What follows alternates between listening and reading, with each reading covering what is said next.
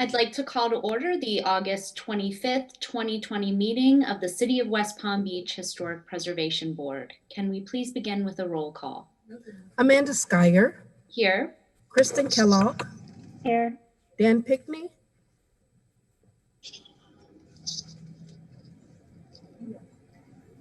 Here. and Gabriel Jaroslavsky, Here. Ken Breslauer, Here. Reginald Stanbaugh, Here.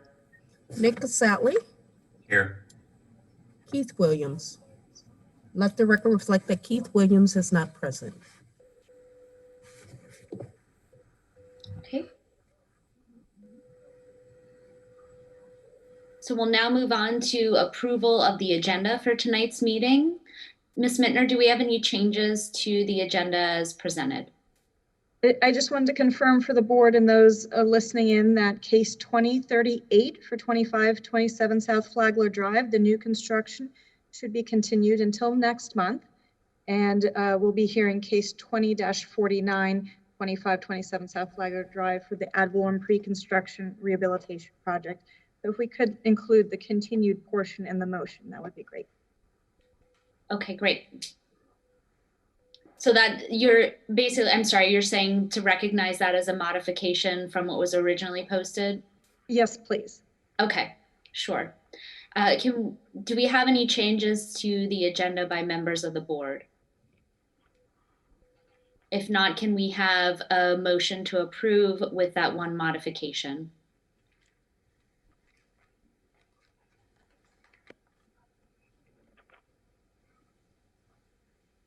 Ms. Mittner, what was the case number for that?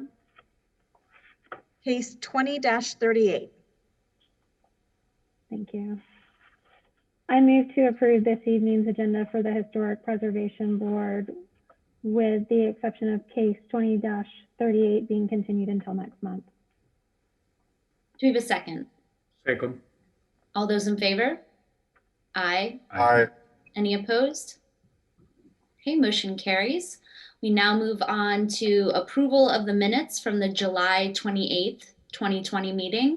Are there any changes to the meeting minutes as presented?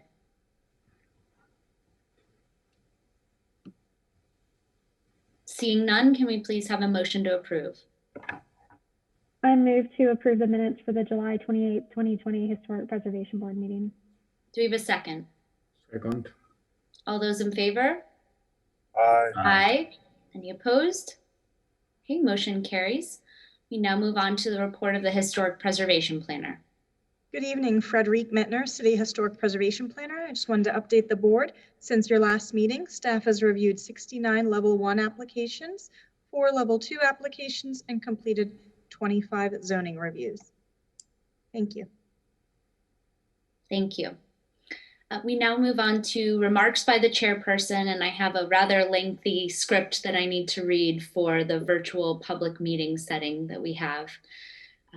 Pursuant to Executive Order number 20-69 issued by the Office of Governor Ron DeSantis on March 20th, 2020, and Mayor Keith A. James's Executive Order number 2020-05 issued on April 2nd, 2020, the City of West Palm Beach's boards and committees are conducting meetings through media technology and have released the requirements to have a quorum of its members physically present at City Hall.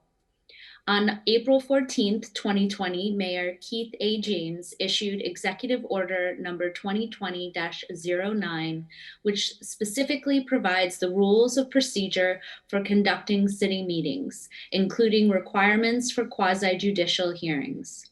The members of this board appearing remotely were previously read during roll call. To ensure the ability for the public to continue to participate in this public hearing, it is being streamed live and available for viewing in the City Commission chambers, located at City Center 401 Clematis Street, provided that social distancing is required. Additionally, for those wishing to access the meeting remotely, they are able to do so directly through the applicable Zoom webinar link, as well as the city's usual media channels, including WPB-TV 18, the city's website, and the city's YouTube, Facebook, and Twitter feeds. Anyone from the public who would like to provide comment on an agenda item is able to do so through the following. In City Center Flagler Gallery, by dialing 561-320-3872 and leaving a voicemail not to exceed 3 minutes, by sending an email or video recording to hpbpubliccomment@wpb.org, or completing the online public comment form at www.wpb.org/public comments. Those accessing the meeting directly through Zoom may also use the chat or raise hand features. Anyone using only their phone may raise their hand by pressing *9. Regardless of method, please be sure to indicate the agenda number or case number for which you are providing comment. Everyone providing testimony this evening must have video capability and will need to be sworn in. We will do so at the start of each case on the agenda. If you are about to provide testimony and were not sworn in, please be sure to indicate such and be sworn in accordingly. After the applicant presents their case, staff will provide a presentation, and then the public will have an opportunity to speak or have their comments read into the record from previously received correspondence. Public comment will be limited to 3 minutes per person. The board will then go into executive session. Prior to rendering a decision, the board will confirm no additional public comments have been received by staff.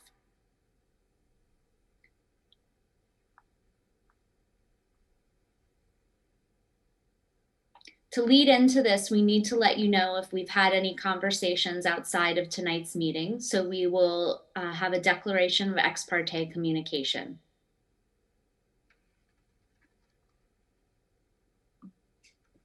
Reginald Stanball, no ex parte communication. Gabe Ken Presslauer, no ex parte communication. Jaroslavsky, no ex parte communication. Dan Pickney, no ex parte communications. Nick Casatley, I had a conversation with the applicant for case number 2049, formerly case 2038, when they were on a single case, but I can make my decision based on the evidence and testimony as presented.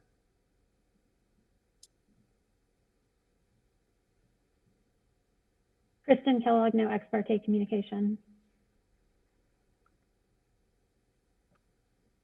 Amanda Skyer, I did speak with Ms. Mittner about the cases on tonight's agenda, but I can make my decision based on the evidence presented. We now move on to the public comment portion of our meeting. If you would like to speak on an item that is not on tonight's agenda, now is the time to do so. Do we have any members of the public that wish to speak on an item not on the agenda? Madam Chair, I don't see anyone who was on a non-agenda item. There are a couple that will be speaking on continued cases. Okay. And then as far as the swearing in of speakers, do we want to swear in the speakers for our first case now, or do you want to wait until we get to that point in the agenda? I think we're ready for that one. Yeah, Okay. I believe the continued cases first. Okay, great. So we have 2 continued cases.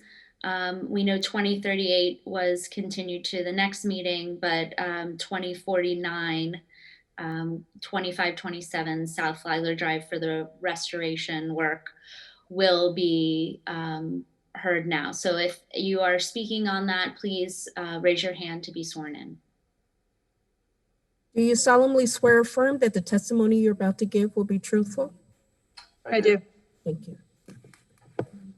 Okay, so we'll move on to that case number 20-49, Mr. Lawrence. Good evening, David. For the record, David Lawrence with David Lawrence Architecture. I'm going to go ahead and share screen now if I can. Let's see. Can everyone see the screen okay, hopefully? Yes. Okay, excellent. Let's see. Well, okay. Kind of hung up there for a second. Well, you've seen a lot of these slides from last month, but we'll just go through them real quickly again. These are the context photos. Today, obviously, we're only talking about the original subject property at the 2527. The other will come next month. The other one will come next month. So to just review the context very quickly, we have this 50s house on the southeast corner of from the subject property. This is more or less due south. This is south and west. This is a view of the subject property. This is the property immediately to the west, also designed by William Eckler. And this is a property 1 door, 2 doors west of the subject property. And the remaining pictures that you see across the bottom are all along on the Sunset Street, which is a whole block over. So these are kind of context pictures that were from the previous, that we could have probably called them down a little bit. So again, these are just the context drawings. As you can see, this is the same 3 on the south side of the road that we talked about before, and these are the ones on the same side of the road as the subject property. This being the Eckler, this being the image of the restored property, and then this is the future project, which we'll be talking to you about next month. The last part of this would be we're showing these the kind of blank where the new project will go, and then this is the prior approval on the 2501 site. So this image here shows you what the project looked like, which the house looked like back in the 20s, which was, quite charming. As this was designed by William B. Eckler, architect and builder. He was somebody of some merit, as I think we talked about last month. He's has several houses on the Register of Historic Places in Palm Beach, several houses that are landmarked in the town of Palm Beach. So he was definitely an architect of merit. In the 50s, the house was substantially changed. I definitely believe to the detriment. That's why we're here today. Putting in the wide windows, changing the proportions of the openings, making some unfortunate additions to the house. So what we're here to do today is basically try to get as close back to the original house as we reasonably can. This is a site plan showing the 2501 property here, which is not part of this project here. This is the original site with the pool that's here. As I said, we'll be back next month with this house. And then this is the subject property here. So this is the site plan showing that again. This showing what we listened to the board from last month, and we've gotten rid of the alley concept, and so each property will have its own ingress, egress, access. They won't share anything. It'll all be the same. So the intention with the new subject this property will be to restore the gates that were the main entrance here, and add a secondary gate that will allow you access back to the garage. So we listened, we heard you. Everyone will stand on its own.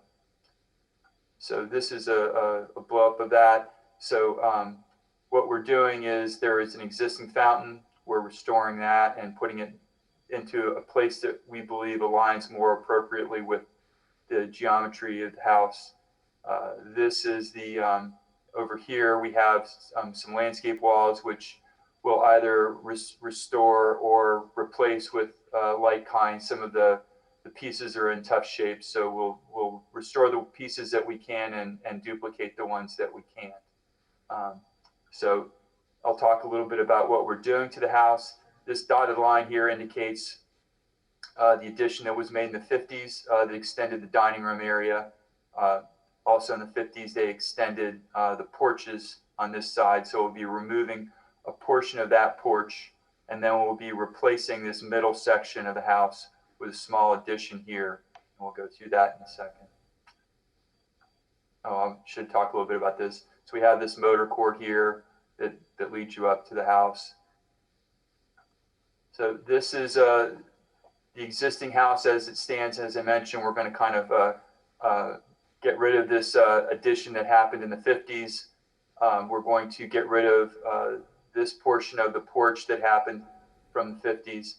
And we're putting we're extending this part of the footprint a little bit, but kind of making the interior part of the family room. You know, this does have a very nice, wonderful formal living room with the simulated stone vaults in it. You know, we're going to restore that. It's amazing. We don't want to damage or touch that. So that'll stay as it is. And we're just trying to give this part of the house in the plan make it a little more sensible. This is the second floor, and here what we're doing is putting back, I don't know if you recall the picture I showed you, this balcony was part of the original design. Here we're putting that back, and then there were simulated balconies here, and we're adding this here and here to round things out, and you'll see in the elevations that hopefully makes some sense to you. On the roof plan, we're not making any substantive changes, but there is an existing door out here, which this is a fantastic view up here, and we want to have the ability to take advantage of that. It's just not safe, so we're proposing to put a very nondescript pure glass rail with no cap or anything on it at all, just glass to contain this and protect people, but keep the look of the house so that it remains looking the same.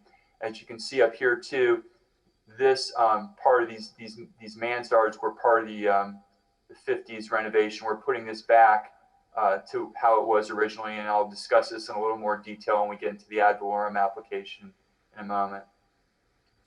So this is the east elevation. This is as it is now with these Chippendale rails, and they totally changed the proportion of the openings in the house. So we're trying to put things back, bringing back the entrance with its, they had these twin arches above the single arch at the entrance, putting a front door back that more closely resembles another door that's on the house as it exists now, to try to get back to where it was. And we've repositioned the openings based on the photographs. So we kind of generated a computer model and then played around with the openings until we could try to get the image to resemble the photograph the closest that we could. And then you'll see in a moment, you've seen that image before, but I'll show it to you again. This is the addition portion. So this is the existing south elevation that faces the street. Again, we're putting back these kind of blind arches that were there, restoring the double arches on the top, and creating railings that are more in tune with what was part of the 20s design. This is the north elevation, which you can see the portion of the garage removed, and you can see this portion, this addition that was done in the 50s is removed. This is the west elevation. So we've tried to come back and reproportionalize the openings to be more reflective of that time period. The plan hasn't changed substantively, so we think this is more in line with what was there. We do not have any photographic evidence on this side, so we're just kind of doing the best we can based on the fact that we don't believe the plan changed. So this is a rendering of, so here we have in this slide, part of the slide here, the late 20s view, which I showed in the first part of this presentation. You can see this portion, which we saw in the elevations, which are kind of putting back how it was, this projection area here that we're putting back like it was, this extra part of the porch, which they took off, which we're putting back how it was. You can see this had the faux balcony projections here and the proportions of the openings to resemble what was there before. So we've tried to, as faithfully as possible, given the photograph isn't perfectly clear, so we're doing our best to get as close as possible to what was there so that it looks like it did. This is just a survey, so I'll take you through a little bit more detail on the ad valorem. This is just showing you a little bit more detail. This is in your packet, but how we're trying to restore this to make it look like it did, as opposed to what it was in the 50s. And a bit of a railing detail here. There are some railings on the west side of the property going up the stair, and this resembles that railing that's there. And this is just a little detail. You can see a bit of the columns that were there originally. This has been filled in. This is a picture taken on the west facade. So we'll be doing the best that we can to duplicate the columns that we're putting back. We'll be using this as kind of a basis to duplicate the columns that we put back. We think we might have located some of the molds. My client, Sean Haniger, thinks he's been talking to a guy that might actually have some of the original molds. So we're hopeful that that we can actually get it back exactly. So we'll see how that works out. But the intention is to duplicate as close as possible to what's here. So this is the fountain that we're going to restore and put back. I think I showed you that in the site plan, so that it's more in alignment with the elevation of the house. Right now, it's just kind of tilted off to the side. And then we talked about these balconies already. And then this is a detailed drawing, a detailed photograph of the landscape walls that we're either going to restore or replace with like kind.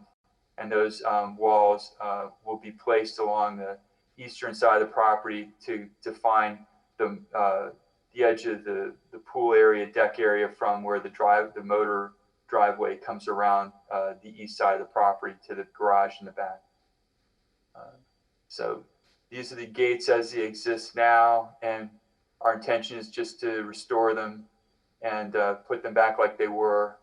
And that's shouldn't be there, that east streetscape, but that's part of the old application. So this is, once again, this is as the house exists today, with over by the dining room, taking that off and putting that projection back like it was. And that concludes our presentation. Any questions?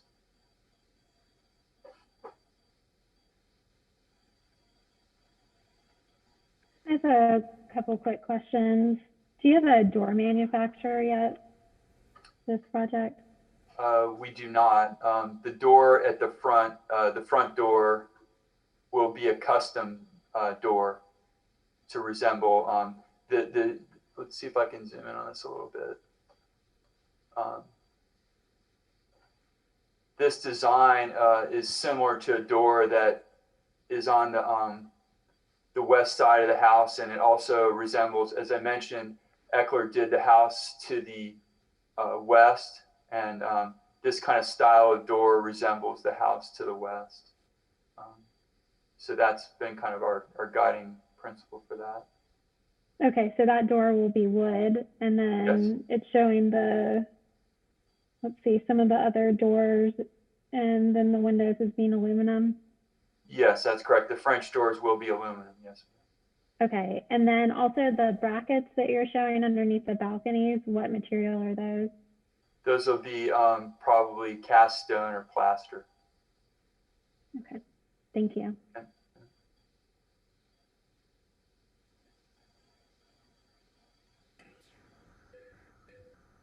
So do you know that there are two conditions, even though the report from the staff says approved, but there are two conditions. Are you aware of those? They're to raise it the minimum height for the floodplain, and that the perimeter wall shall remain as indicated on the plans. Correct. Yeah, the house is raised to the point of current building standards. So the house steps down in the living room. So we would have to meet floodplain in the living room, and that's what we would be working to. Not floodplain, but floodplain +2. So that would be the minimum standards for new construction. Okay, and perimeter walls shall remain and be restored as indicated on submitted plans. You are okay with that, right? Yes, I mean we're restoring the wall and keeping it there are portions of the wall as we get to the other part and the other application where we'll be modifying things a little bit. And our application, we are creating a new opening we'll be creating a new opening in the wall for the other driveway to come in and service the garage. So I guess we maybe would ask that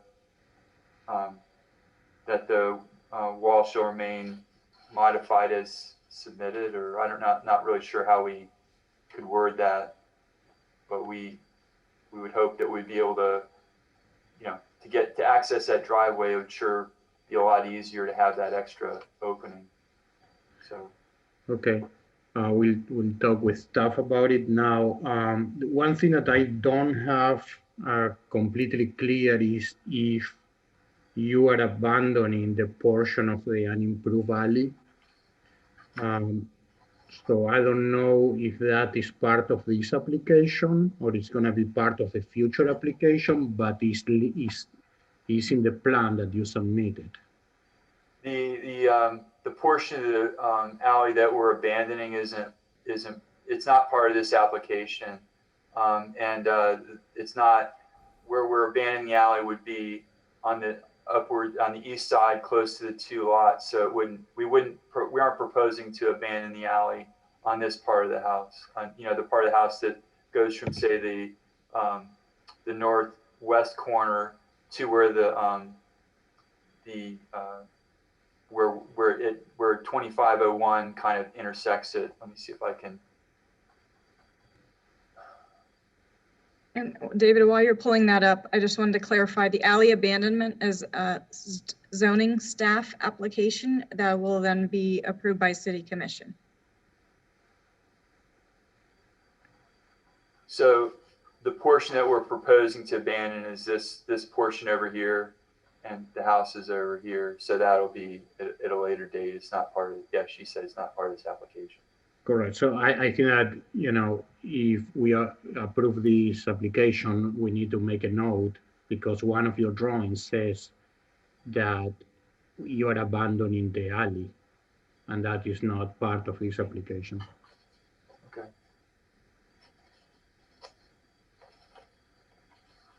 I think that can be noted in the motion if you choose Correct. to put that on the record.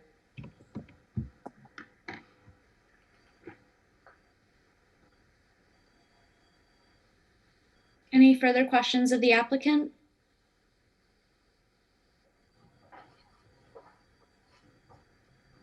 Well, Mr. Lawrence, I just want to say how much I appreciate you taking to heart our feedback and relocating the driveway for this. I think this works very well with the existing location of the garage. And as I said in the last meeting, we really appreciate how much effort you've gone to in reviewing photo documentation to restore this building to what it originally looked like. So thank you for your efforts.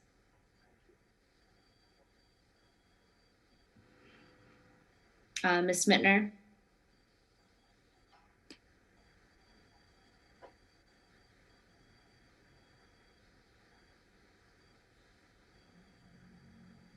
You're on mute.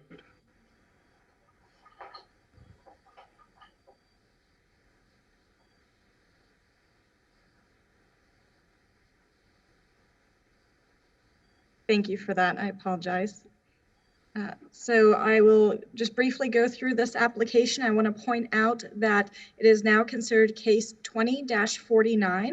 It was formerly part of case 2038, but there was a lot of discussion last month that it is a very complicated and complex application, and to both streamline the decision-making as well as the presentation, since only this portion is coming before you this evening for the existing contributing structure, it does have a new case number, and the case number is again just associated with the historic home, and the new construction will continue the case number it previously had, so that anyone who is following that case is still the same a number as previously for 2038, because I think that's where the most interest has been conveyed to us. So this is just the ad valorem pre-construction application for the rehabilitation of the property that is known as 2527 South Flagler Drive. I have been informed by addressing that there may be an address change with the driveway coming in off Pershing. From the future, you may see this as 185 Pershing Way. That is not official yet. I just, again, want to bring this to your attention just so that everybody who's following these cases is aware of that. The survey that was already shown to you by Mr. Lawrence with the structure focused in the northwest corner of the property. And it is a 1925 Mediterranean Revival WB Eckler home in the Elstead Historic District. You've already seen some images of the current site and condition of the home, but here's some more and within the context of the surrounding properties. And so the request again this evening is just the restoration of the house, including removal of later additions, and to also elevate the structure to meet base floodplain elevation, which is what we were referencing when we said the absolute minimum is what we are asking for. So that does require the 2-foot freeboard, but that no additional fill or height be added. This is the existing site plan and the proposed plan for lot 3. That again, the historic home in the corner there. You've seen the plans for the removal of the octagon here, first floor modifications and second floor layout, and the elevations that were presented to you. And then the streetscape, again, the new residence is not included in this evening's request. And there, the northern parcel for 2501 South Flagler is also not part of this evening's application, even though the applicant is keeping prior approvals in place. But that was, I know, discussed last time with the driveway. So again, some of the same images. We reviewed this component of the application, and we do believe it meets our historic preservation ordinance and Secretary of Interior standards number 9 and 10. And so we are recommending approval with, again, that the structure when elevated be the minimum necessary, and the perimeter wall for this portion of the site shall remain and be restored as indicated on the plans to obviously accommodate the driveway there, but otherwise remain for this particular parcel as submitted. Thank you. Questions of staff?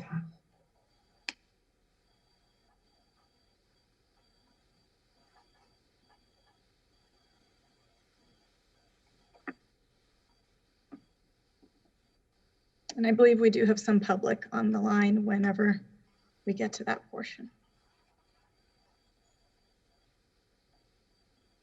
Okay, if we don't have any questions, we'll move on. I'm sorry, I was Oh. I'm sorry, just one. Yeah, I Okay. just wanted to ask Ms. Mittner, could she reiterate the third condition that I believe that was discussed that Ms. Hare referred to? I believe Mr. Jaroslavsky just wanted to make sure that we add the condition that the subject to alley abandonment approval, which is a different review process. However, I do believe the rehabilitation of the building can proceed, and even the site plan would work without it. It was just kind of a backing in turn spot for the driveway. So if the board would like to include that, that's certainly wonderful. But I think that's really more applicable to the other lot because I believe this project can proceed. Okay, thank you.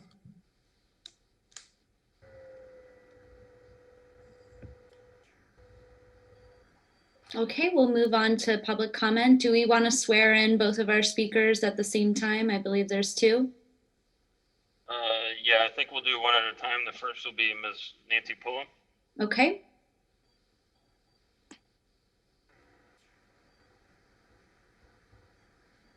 Yeah. Hi, can you hear me?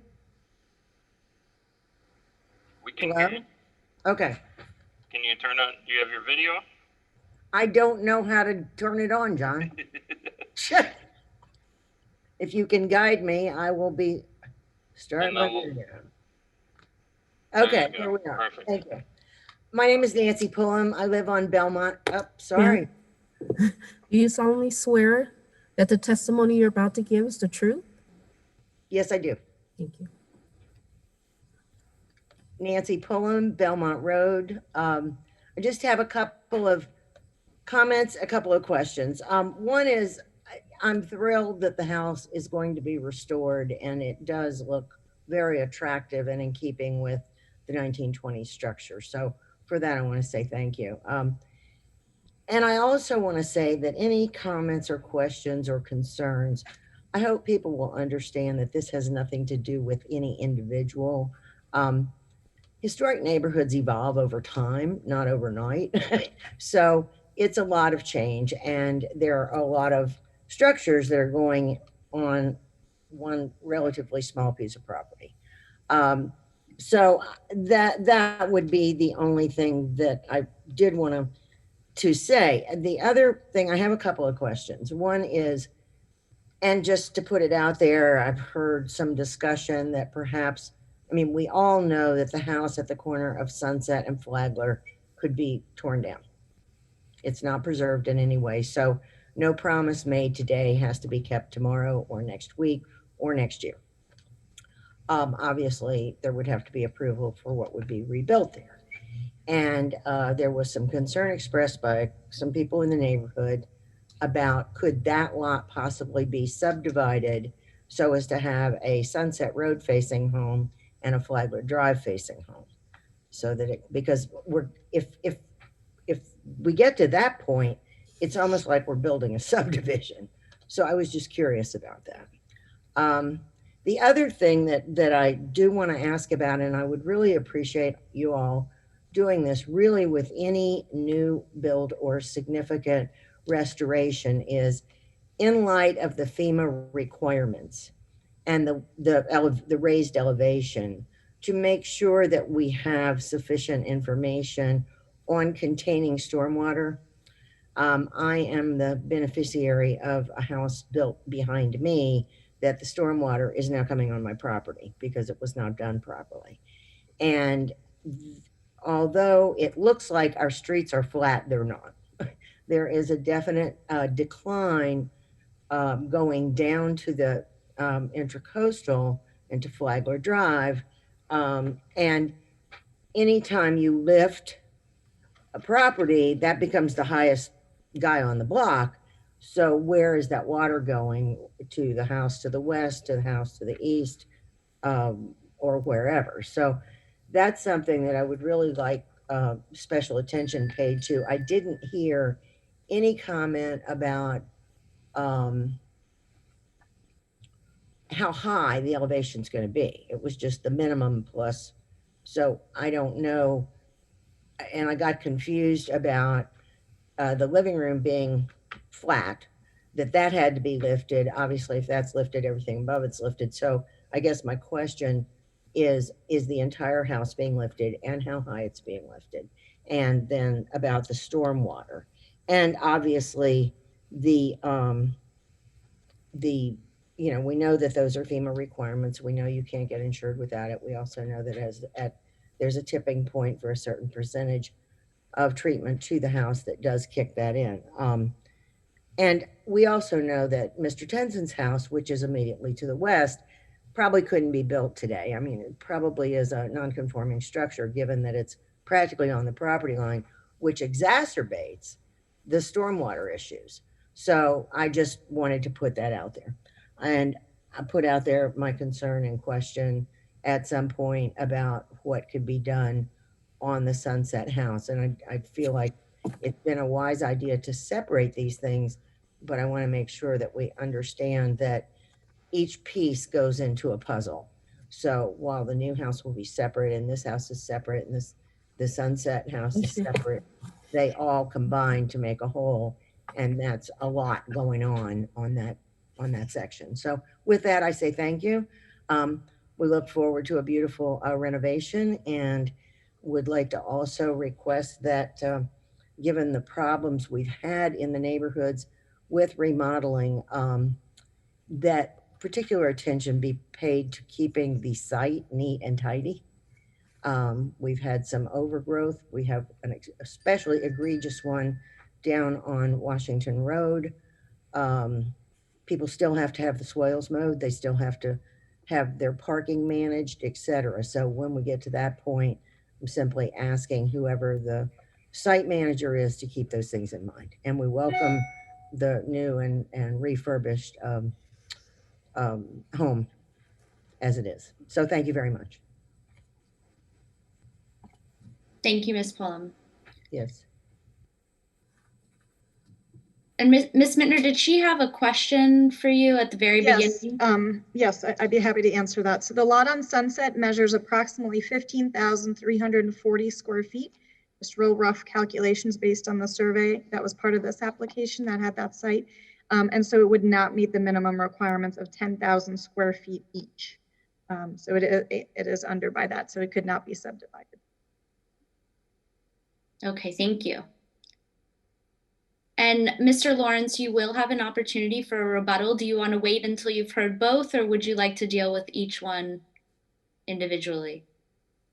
If it's okay with you, I think it would be beneficial just to address these as they go, if that's all right, just to make it good, so we can all kind of remember what happened, keep it all straight. Okay, Yes. so I think Frederica's more than adequately addressed the issue of the subdivide. Let me get to her question of the raising of the 3 feet. The house inside steps about 11 inches from as you come into it to the living room. The living room is an elevation about 11 inches lower than that. So when we lift the house, we obviously have to lift the house together to maintain the integrity of everything. So that low elevation that's in the living room becomes the base point for what we have to lift to comply. So when we lift it, we'll lift it all together, and it won't be, we're not lifting part or not another part. We're lifting the whole house together.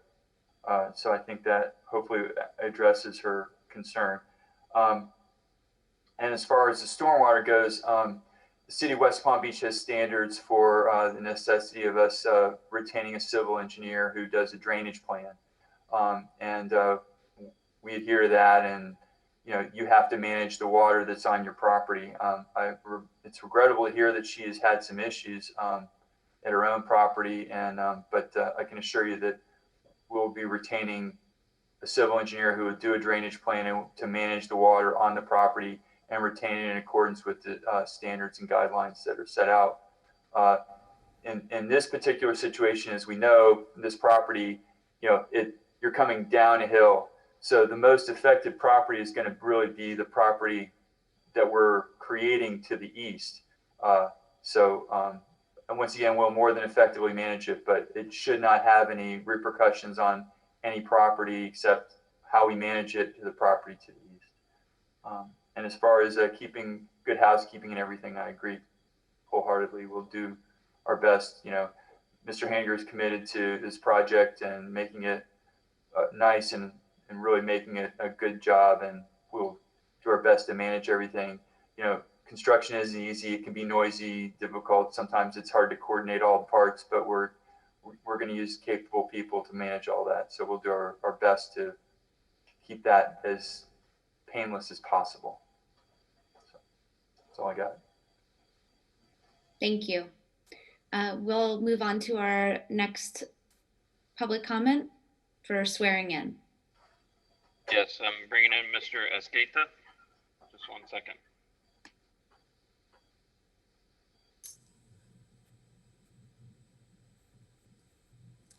Yes, good evening to everyone.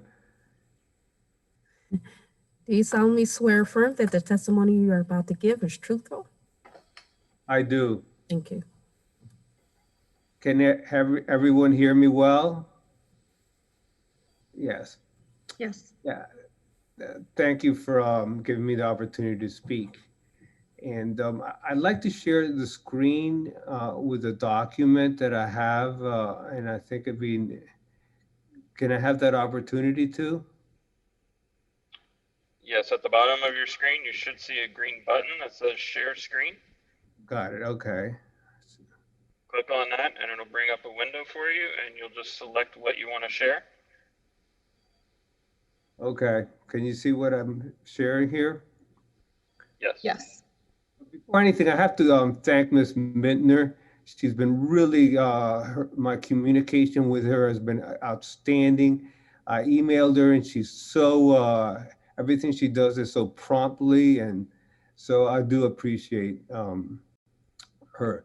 So basically, I'm just going to be talking a little bit this evening about the Fpnl utility easement, and that is basically my concern, because if the house is elevated, I just need a little bit of a buffer between the 2501 restoration and my house at 190 Sunset. And I'm going to go a little bit and show a little bit. Move it up here. And actually, I took this picture this morning, and this is an easement between. This is facing directly west, and this is where Florida Power and Light comes in. And there's another pole on the east side that I don't have a picture on, but this is probably a better picture. But this is really the Fpnl utility easement that we've been speaking about. And my concern is if it's raised 3 feet, the higher it's raised, but my other concern is not only the raising that I think probably has to be done, but I do need that space between my property, which would be north, and 2501 on the south. And I believe, Frederica, it's 11 feet, or is it more, the easement, the width of the easement? I believe it's 10 feet, but it does, or the proposal for the abandonment does end a little further east than this image. But I want to stop so you have your time to speak, and then the architect can address it.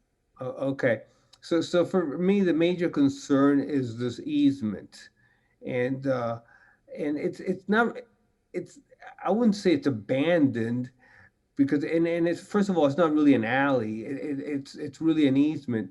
So I do need the wider. I do need, this has been dedicated for about 80 years, and I feel that it shouldn't be disrupted from the existing dedication it has.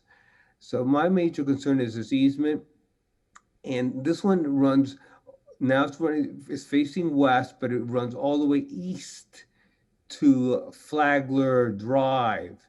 And my concern is that if the easement and the setbacks all the way to Flagler, take the easement into account and then put the setbacks on both sides.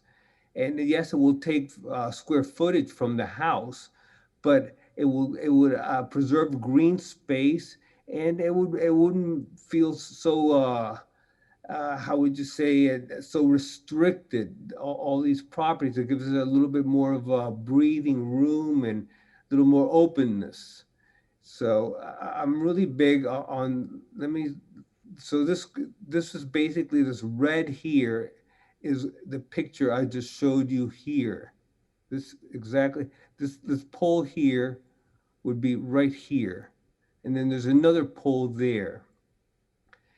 And then that's where the easement stops. And then it runs all the way down on the green, all the way down to Flagler. So one of my things, the two setbacks on both sides to maintain that green space, and also don't disrupt the house, moving it farther north. In other words, these are dedicated easements for years, and I showed this the previous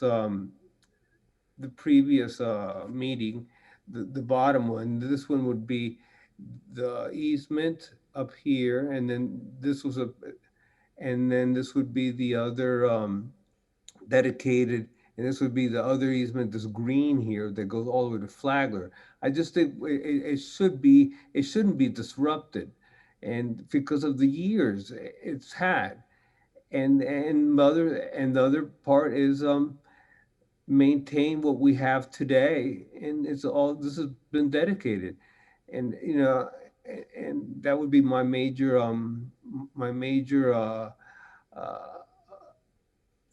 opinion, or my major proposal to the board, is if they can just please, these dedicated easements, if they could, both of these easements, that they could take into account and not be disrupted, and just work around what's been in the El Cid historic plans for years. I don't know how. Thank you, Mr. Escada. Is there Yeah. anything you wanted to add to wrap up, or have you made your all of your points? Yeah, well, I made one last point. Sure. I mean, might as well. I mean, you know, one of my major objections is also, hopefully, they've taken into account from our neighbors and the way I've spoken, this proposed driveway. We definitely don't want that. I mean, I will be very, that's one of my major, it's this proposed driveway. I mean, who would want a driveway in front of their house? I mean, anybody would say, no, I don't want somebody to put a driveway through the house right in front of my pool. And, you know, it's just not that. And Mr. Holden Luntz, my neighbor, he's going to oppose also that driveway. So when next month, when 2501 comes up, I just want to say this is going to be one of the things that I'm going to be very opposed to. But as of today, I'm just saying, let's keep these dedicated easements in place. Please keep the dedicated easements in place. That's my what I would like the board to do. Thank you. Thank Thank you. Mr. Lawrence, you have an opportunity for a rebuttal. Thank you. We are not asking to abandon this easement in this location that he's showing. I have a letter I can show you on screen from FPL. It's a letter of no objection. FPL has evaluated what we're doing, and even for the easement part that we're abandoning, which is not part of what we're talking about today. We're not talking about abandoning the easement, and we're not going to abandon the easement in the area where he is concerned. So we hear him on that. But FPL has reviewed our plans. They reviewed the portions that we're abandoning, and they take no exception to it. And if you want me to do a share screen, I can show you that letter, and I can get that to the, let's see. This is the letter of no objection from FPL. So I hope that helps address his concern. So, you know, we don't have any plans to do that, to take that part, get rid of the alley, the platted alley area in that portion that he's talking about today. So, and as far as the other thing that he mentions about a driveway to the east of his property, as we mentioned today, we've given up on those plans to do that. Each property will stand on its own. Now, if that property at 2501 eventually has a driveway in that same area, that may happen. But right now, every property will have its own ingress and egress, and there will not be an alley serving all three properties on the east side of his property. So we heard him on that. We've changed our plans. We believe this letter adequately addresses FPL. We've been speaking with them. We believe they're on board with what we're proposing to do. So, and we aren't touching that portion that he's concerned about. So that will give him a buffer that he's asking for. And we are not moving the property any further. Certainly, we're not moving the property any further north. It's just staying in from a standpoint of where it is. It's not moving any further north. So I hope that addresses his concerns. And we didn't answer any other questions he has about that. Thank you. Thank you. Do we have any other public comment? Madam Chair, no, there is no other public comment. Okay. Any letters or anything, I guess, that need to be read into the record, or emails, or? I have not received any new ones for just this portion. Okay. Well, we will move into executive session now. So it seems that the applicant is in agreement with the 3 conditions, 2 which were recommended by staff and 1 that Mr. Jaroslavsky recommended. So it's pretty straightforward, I think, from there. If someone would like to make a motion. or we can have discussion.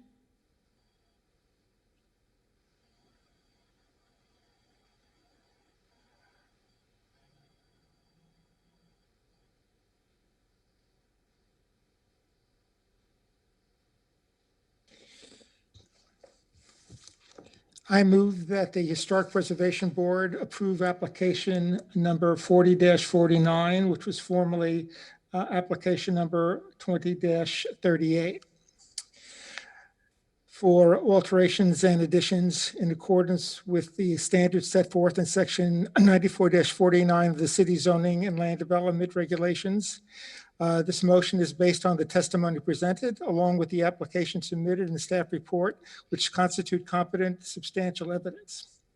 In addition, the approval of this request is made conditional upon the following restrictions, stipulations, and safeguards that I move are necessary to ensure compliance with the purpose and intent of the Historic Preservation Ordinance, the Historic Preservation element of the Comprehensive Plan of the City of West Palm Beach, and the Secretary of Interior Standards for Rehabilitation, specifically Standards 9 and 10, which state new additions, exterior alterations or related new construction will not destroy historic materials, features, and spatial relationships that characterize a property.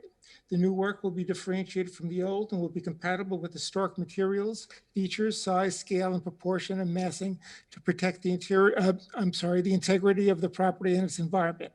Standard 10 states new additions and adjacent or related new construction will be undertaken in such a manner that, if removed in the future, the essential form and integrity of the historic property and its environment would not be impaired.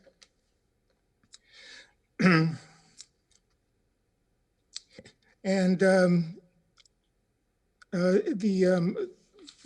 this application is also is subject to the following conditions. One, when the contributing structure is elevated, it shall be to the minimum allowable flood elevation, and structure shall be located to meet the 5-foot side setback of the western portion of the lot. 2, the perimeter wall shall remain and be restored as indicated on submitted plans.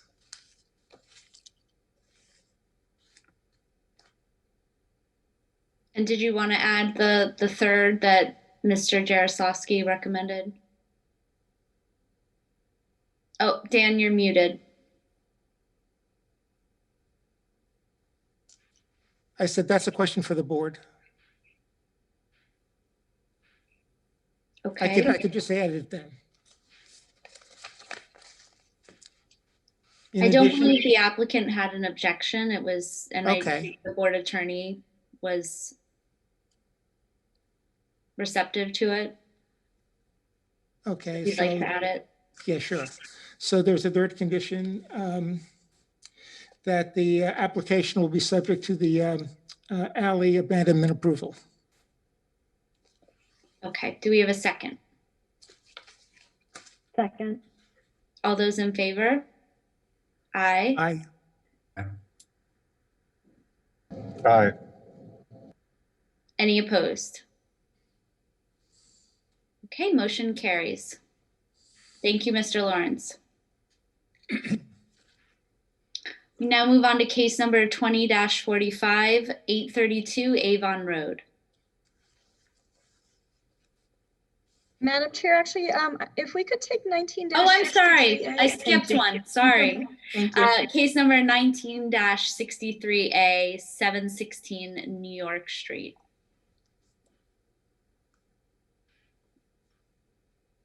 Madam Chair, just brought in Richard Barber, who's the applicant. Okay, Mr. Barber, could you please raise your hand to be sworn in? Unmute yourself, please. All right, I do. Do you solemnly swear or affirm that the testimony you're about to give will be truthful? I do, yeah. Thank you. Thank you. Okay, Mr. Barber, if you'd like to proceed with your presentation. Can you hear me okay? Yes. Okay. Just getting it.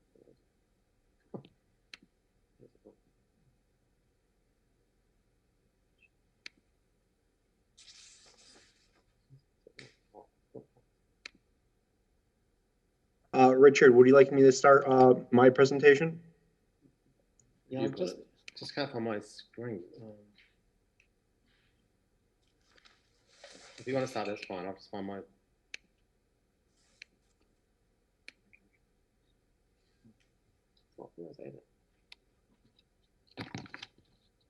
Madam Chair, I will start staff's presentation. Great. Okay, that's fine.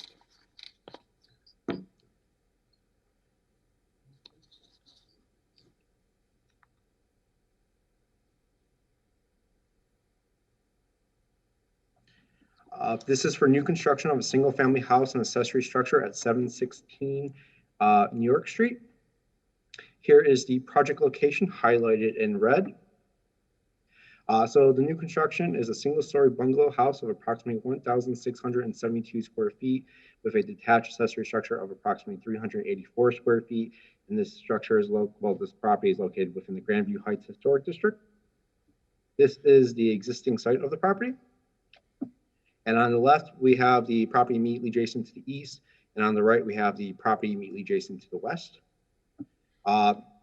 Some history about this property. This is the structure from 1989 and 2008 that was demoed. The applicant previously went to the board last year for a plan approval, which was approved with conditions. This is the previously approved elevations of the primary structure. And they're here tonight to seek an approval for their revisions. This is the proposed site plan, which north is facing up. This is the proposed floor plan and roof plan. This is the proposed north elevation, which faces New York Street. So it has multiple single hung windows of 2/2 pattern, 2 front facing gables with board-on batten face, a side gable for the side entry with tapered columns. This is the east elevation, which features that side entry. There's also a couple windows and a sliding glass door. Here is the west elevation, which just features a couple windows. And here's the south elevation, which has the gable face with the board-on battens face, also a sliding glass door.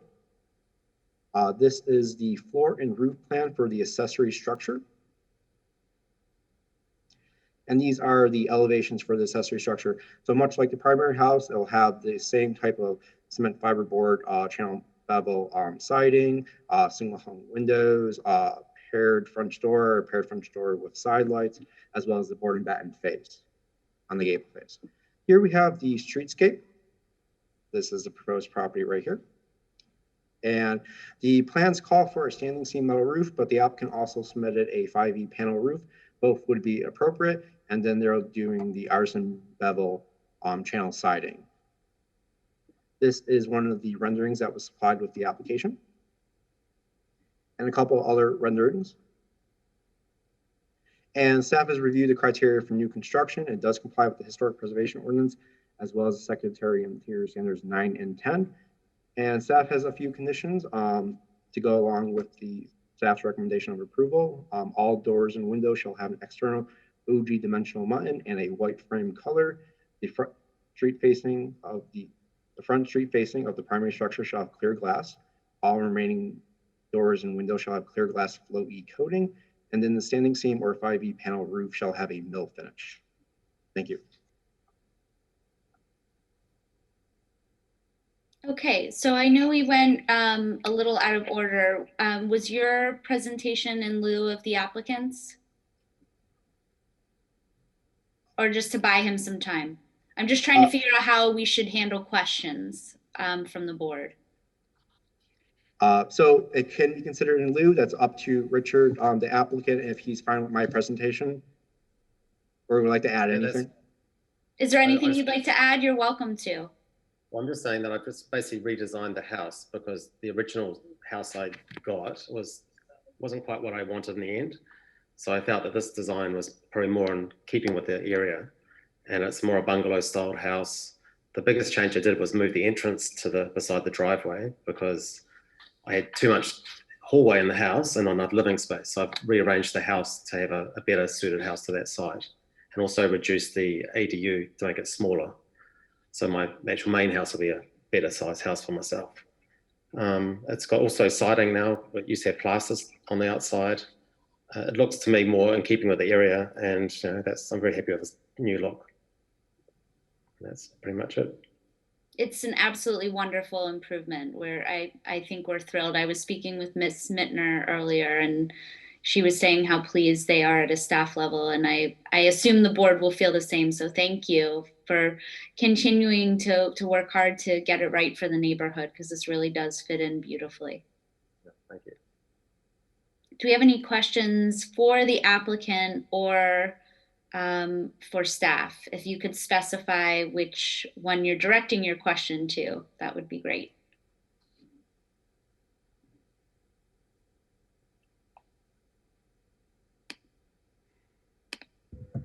Yeah, question for the applicant. I always try to ask to make sure that the applicant is in agreement with the conditions proposed by staff. I am, yes. Can you hear me? Yeah. Yeah, I'm definitely in agreement to the conditions there. Perfect. Yeah, we don't want in the future, it's very uncomfortable for you to come back and say, oh, the roof shall have a mill finish, and you do the blue roof, and then you come back for the board to approve it, and that's not comfortable. So we want to make sure that you agree with the conditions. I definitely agree. Thank you.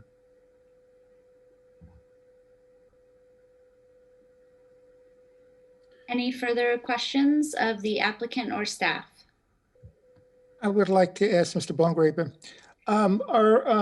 just out of curiosity, are those brackets typical of this bungalow style?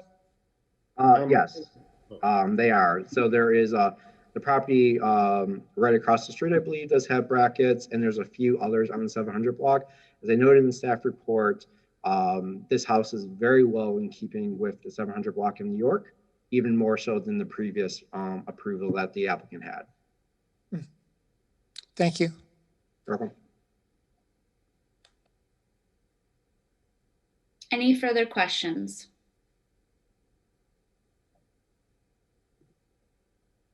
Okay, we'll move on to public comment portion. Are there any public comments on this application? Madam Chair, I do not see any public comment, no. Okay, we'll now move into executive session. Any comments, or would someone like to make a motion?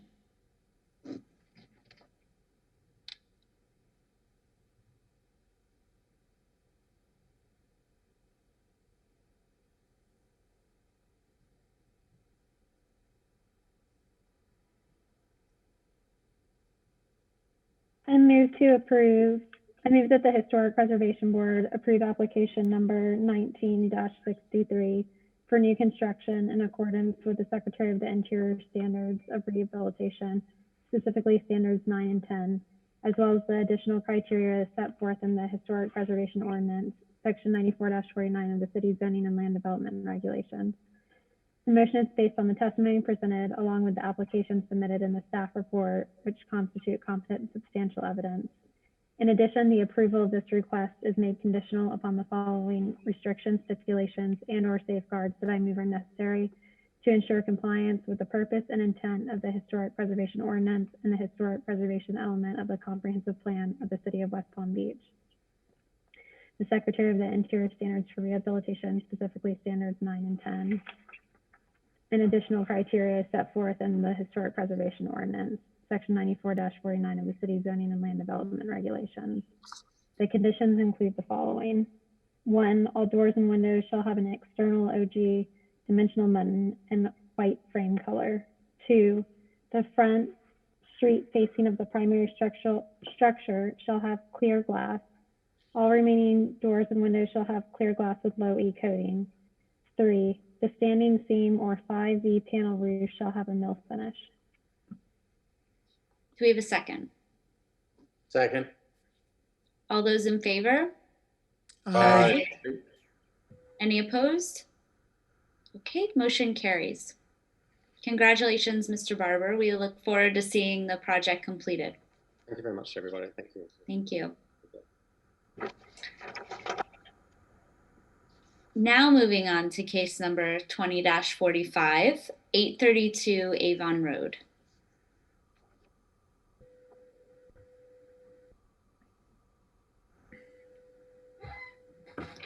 Ms. Stewart, could you please raise your hand to be sworn in? Do you solemnly swear or affirm that the testimony you're about to give will be truthful? Yes. Thank you. You can proceed with your presentation, please. Okay. Let me screen share for you.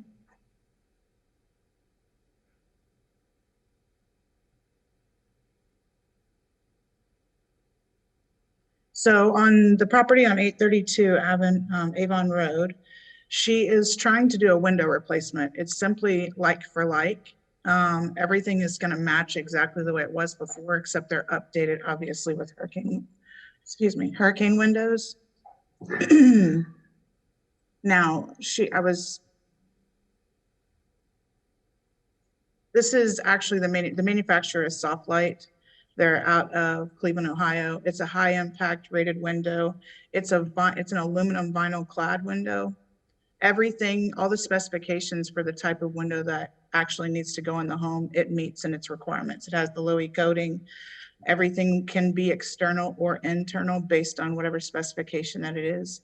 I'm not the homeowner, I'm actually the contractor with Coastal Green. We install in multiple hurricane districts throughout the state, and this is the window that best suits the needs that we don't ever have any pushback from. So in here, you can see, let me get to her house. So this is Miss Hediger's house. The only windows I believe that are specifically the most in question are the ones that face the street, which is actually going to be exactly like for like the way you see. There's 5 windows that run across the front and a front entry door that she's trying to replace to match exactly the way that it is. The windows would be white. Her house is not this color anymore, it's green. But it is the ones across the front you see here, number 1, 2, 9, 10, and 11 are the ones that are in question as far as our permit was concerned. This is in the historical district that we've already replaced. So you could see what the window would look like installed in the wood framed house. This was a like for like option that we did before. And I went down last week through the neighborhood, and her neighbors all have vinyl windows that have been replaced. Now my question is she wants to keep her grids to match, which is a 6/6 pattern. However, no one else followed the same gridding patterns throughout the street. So they removed windows that had grids, and now there's windows with no grids. So that was the question, because I knew that was part of the problem. We would be maintaining the 6/6. This is actually on 814 Avon. This one is right down the street from 814. You'll see they have new windows, but this has internal grids. They are not SDL for exterior.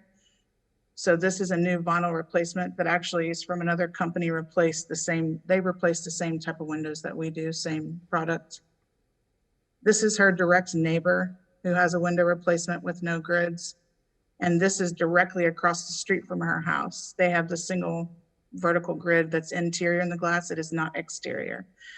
Based on the stipulations that you guys gave us, we followed the pattern at which you told us to do the windows, the grids on the exterior, the clear glass, the low E coating obviously is going to come with the window as well. There really is no change. We're keeping the same scheme, except we're just providing her with safety security for storms and for break-ins. I'm not really sure what else it is that you guys would want from me, but the window is, AMA certified. It's rated within the highest level of energy efficiency and the impact rating on the glass. It is a level D. Infiltration is a 0.18. She does have some rot in her house that we're going to replace. So with the window installation, it's not just that, we're going to replace some of the rot on her wood, but everything will maintain the same screen. They just will be white. And you can see here, this is the window itself. And that's a breakdown of the impact there that you see. It has aluminum on the interior with the vinyl on the exterior to maintain the strongest support structure for the house.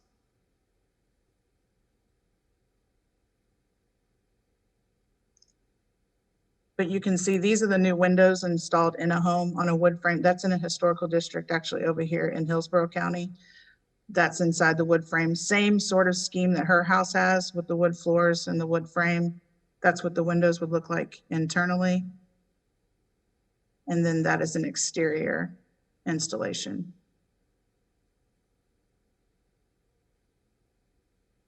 I know that Maggie's not on here. She had a work engagement, so.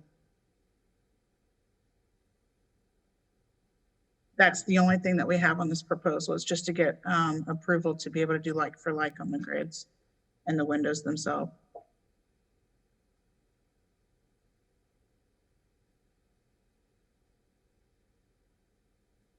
Okay, do we have any questions of the applicant?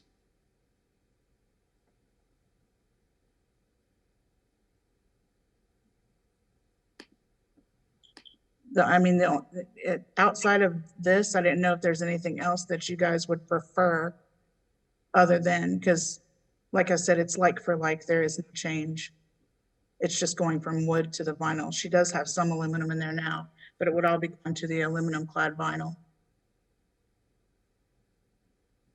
And in the materials that we received in our board packet, there are some windows on the rear of the property that are not going to be replaced. Is that correct? I believe there are some awning or jalousie windows.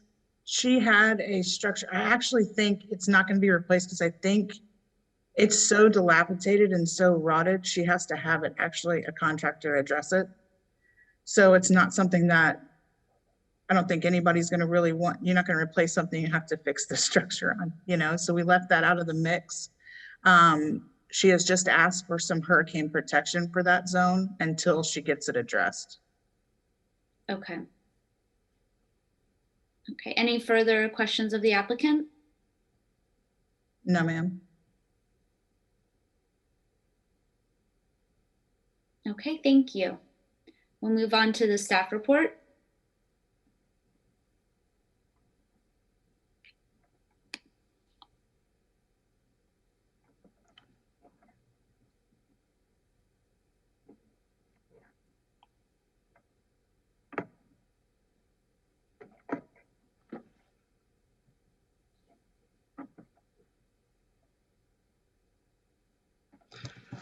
This is 832 Avon for alterations for windows. Here is the project location highlighted in red.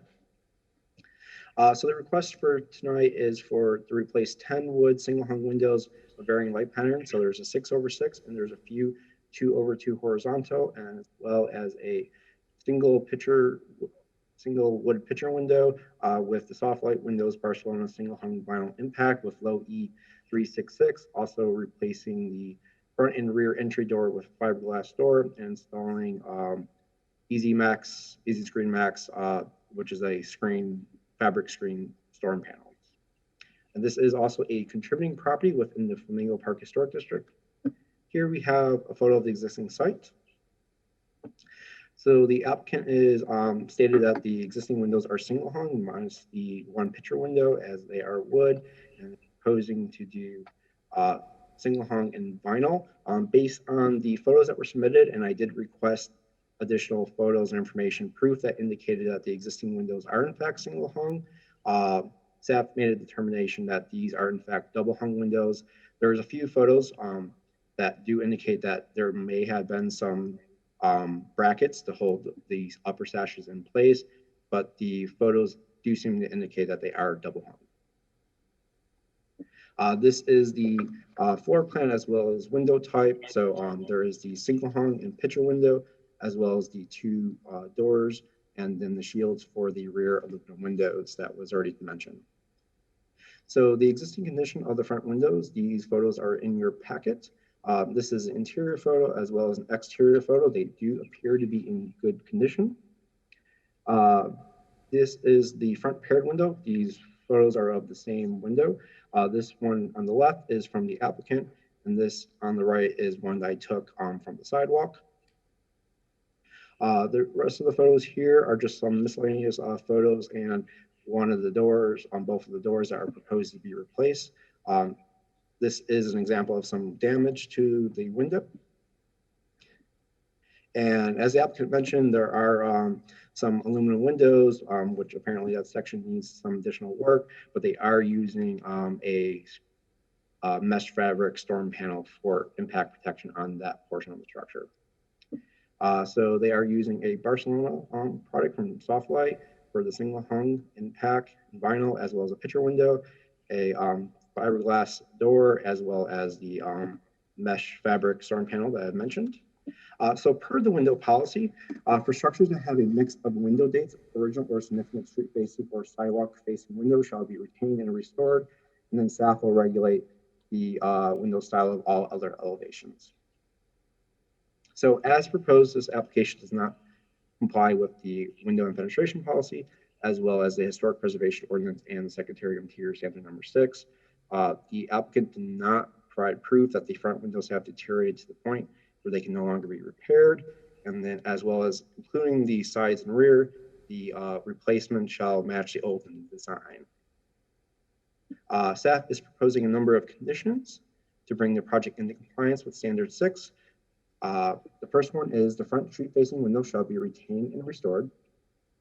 The side and rear windows may be replaced with double hung vinyl windows with traditional simulated divided lights with external OG or pyramid dimension profile with a 6/6 light pattern in white frames or match the wood window frame color. The applicant shall provide a graphic of the proposed front and rear door prior to submitting the permit. The door shall be architecturally appropriate per staff review. All windows shall be sized to fit the original opening frame and match the inset/placement of the original windows within the window frame. The existing mullion shall be retained or replaced with a mullion of matching width and replaced with and placement. And lastly, the existing wood sashes shall be recycled, donated, or stored on site to preserve an irreparable historic resource. Thank you. Questions of staff? Were the applicant or the applicant's representative aware of these conditions prior to the meeting? To your knowledge? Yes. I believe I sent them roughly around the 12th a draft, and then I sent the final a few days around Wednesday or Thursday last week. Okay, so do they agree to these conditions, or is it still an issue? As far as I'm under the impression that I did not receive any feedback regarding the conditions, so I believe they may still be an issue. Okay. What, can I interject for a second? Yes, please. The conditions that are showing right here have not been sent to me. If they were sent to the homeowner, I'm unaware. She has told me that she has not received anything, and every correspondence we've gotten, we have actually answered. I do know that my other question is double hung, because the windows are in a pulley system. They're not double hung windows that exist in there currently. So it is, can they be double hung? Absolutely. That's not an issue whatsoever. But single hung is what exists in there currently. They're on a pulley system because that's wood windows. They're on a pulley system, which doesn't allow for double hung. But I mean, adhering to these conditions that's super simple. Yeah, that's not a problem.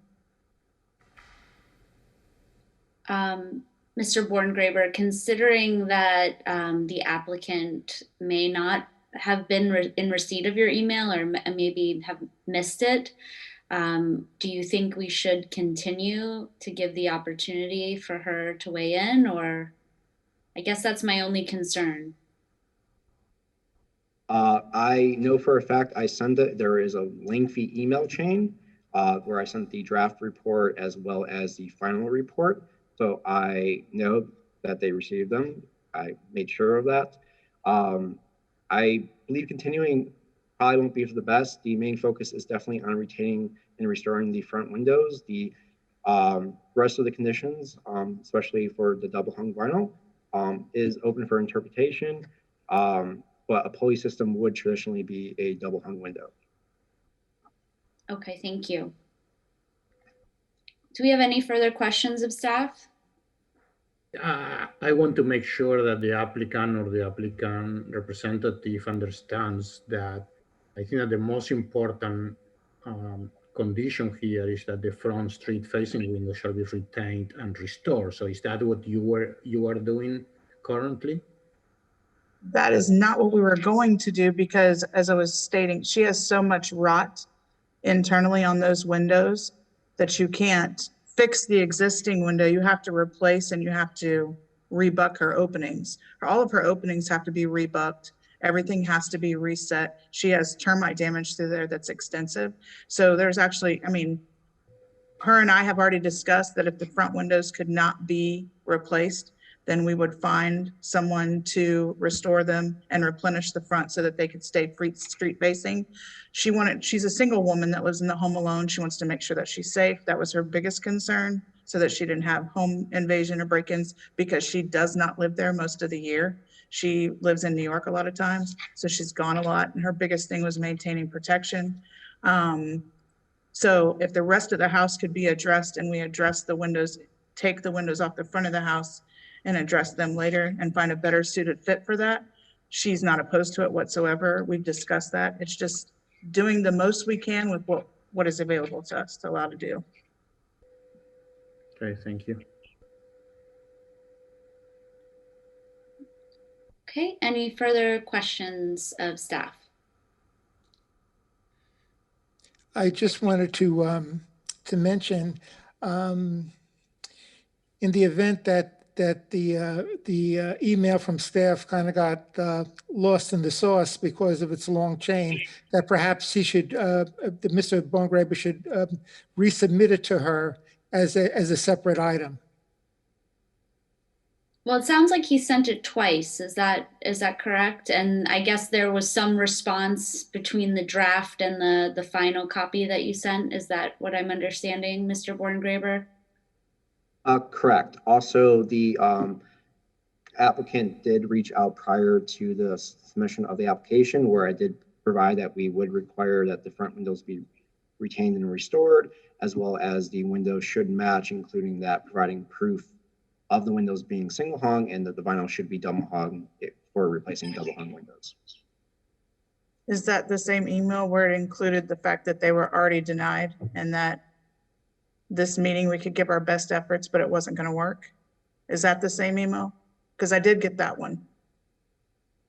So there is the initial inquiry was that staff would not support and would recommend a denial for replacing the front. And then later on, roughly around the 12th or so, there was another email going out with the draft of the staff report, as I wanted to make sure my proposed conditions and recommendation to the board were clear, and then sending it out either Wednesday or Thursday of last week. But So I know that email to show that. I know that I received a correspondence with what I needed to address today, which would cover all these items. But if I'd have known that I just agreed to them before that and not had, not come before the board, I would have done that as well. So I guess a better clarity or an email directly sent to contractor would have been good, not just homeowner. Because the exchange is between you and her. She forwarded an exchange to me.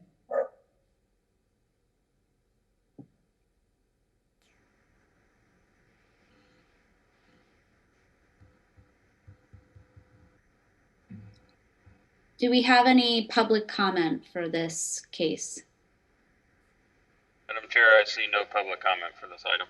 I actually have a question for Mr. Borngraber before we finish up. Sure. What is kind of our mandate in the event or situations like this, as the contractor states, and I don't know if you investigated these front windows yourself, but what happens if they're beyond repair? I mean, it's wood has a life if it's not cared for. Does that decision then come to us if it's okay to replace? Because that's something that I've had a general question on for a while. Is I know we make a push to under our mandate save and restore these windows as possible. But if they're beyond repair and you get multiple contractors in agreement that work with this sort of window and wood windows going forward, what are we to do if you can't fix them? I'll actually defer that answer to Frederic. And the reason I'm answering is just because I have a little bit more history with the board and the windows here in West Palm Beach, which is in the past, if a homeowner has had a craftsman come in, a carpenter who will actually show up to the meeting and say, these are awful windows, I cannot restore them. And that's how it's been demonstrated that they're not repairable. But in this situation, we have not gotten that documentation from a carpenter who does work on wood windows to say that's not possible. All right, thank you.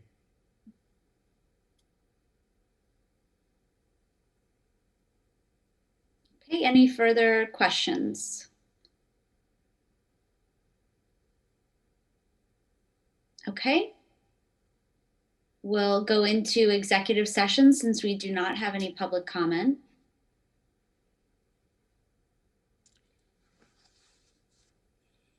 From Ms. Mittner's comments, it would seem that we really do need to continue this application so that the applicant can bring in someone to look at the condition of the windows from the interior. Obviously, from the photos we see from the exterior, they look fine, you know. But I do think that we do need to continue this and have a definitive answer on the absolute condition of those front windows. In my opinion, is that I think that the conditions of approval are, you know, descriptive enough, you know, that we could, if we want, approve the application with the recommendations, and then if the owner wants to do something different with the front windows, she can come back to us and we, you know, can relook at this again, you know, but she needs to provide proof that these windows are not repairable, right?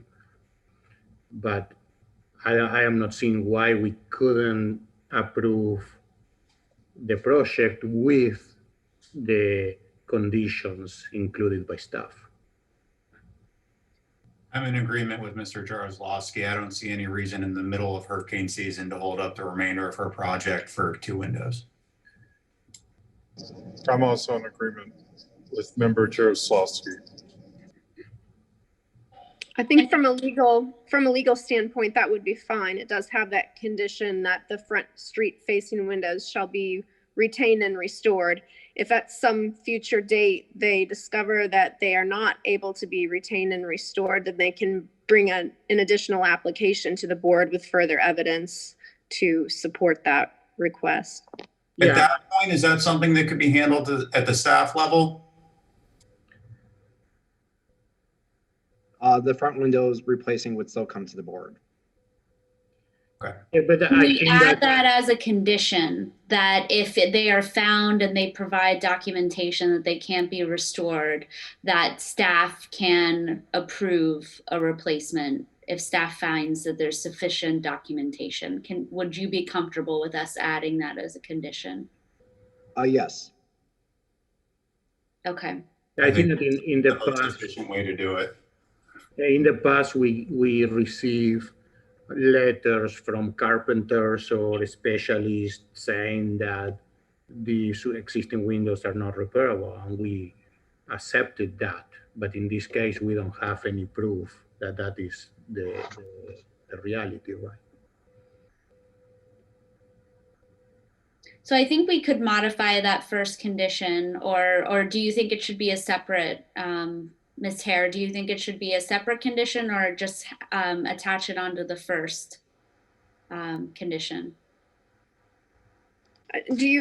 I'm actually not sure if you typically delegate your authority to the staff level on something like that. Ms. Mittner, have you done that in terms of deterioration of a historic feature in that manner? Not specifically on deterioration, but the board has delegated the review authority when they've been very specific in a condition, in an approval, so that we save the applicant time by having the clear direction to execute what the board's wishes are. I mean, we know the material that's going to be used. We're approving, Right. possibly approving it, through the rest of the house. So I don't see how, coming back and making the applicant go through that is necessary, myself at least. Yes, we feel we have clear direction that if they provide adequate documentation, that we could approve the new windows then. Okay, as long as the condition is very clear about what is being delegated and what would be acceptable in terms of your review. Ms. Mittner, would you mind providing, or Mr. Borngraber, some suggested language for that? I would say the applicant should provide at least 2 letters from either licensed contractors or window repair person. There are several in the community. There are several around the state that can document past experience with repairing wood windows and documenting that these can no longer be restored. And if they are, and then do we need to add if they are found to be unrepairable, that staff has the ability to approve the replacement? Yes, but I would say we need documentation from 2 sources. Okay. Okay.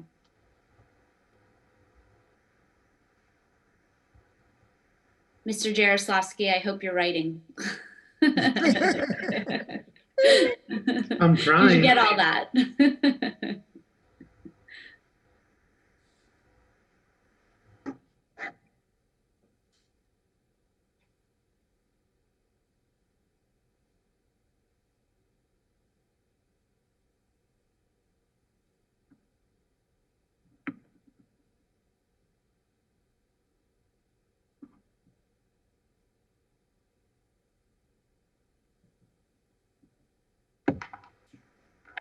So do we want to add it to the first, or should we add a 6th condition then? And we give the staff the right to authorize the replacement of these windows, or we want them to come back to the board? I think, I'm sorry for interrupting. Sure. I think on the first condition, it could say the front street facing windows shall be retained and restored. However, and then add your additional language. Okay.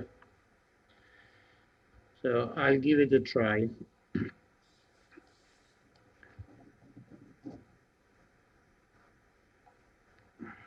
So I move that the Historic Preservation Board approve application number 20-45 for alterations, windows replacement as set forth, in accordance with standard 6, which states that deteriorated historic features shall be repaired rather than replaced.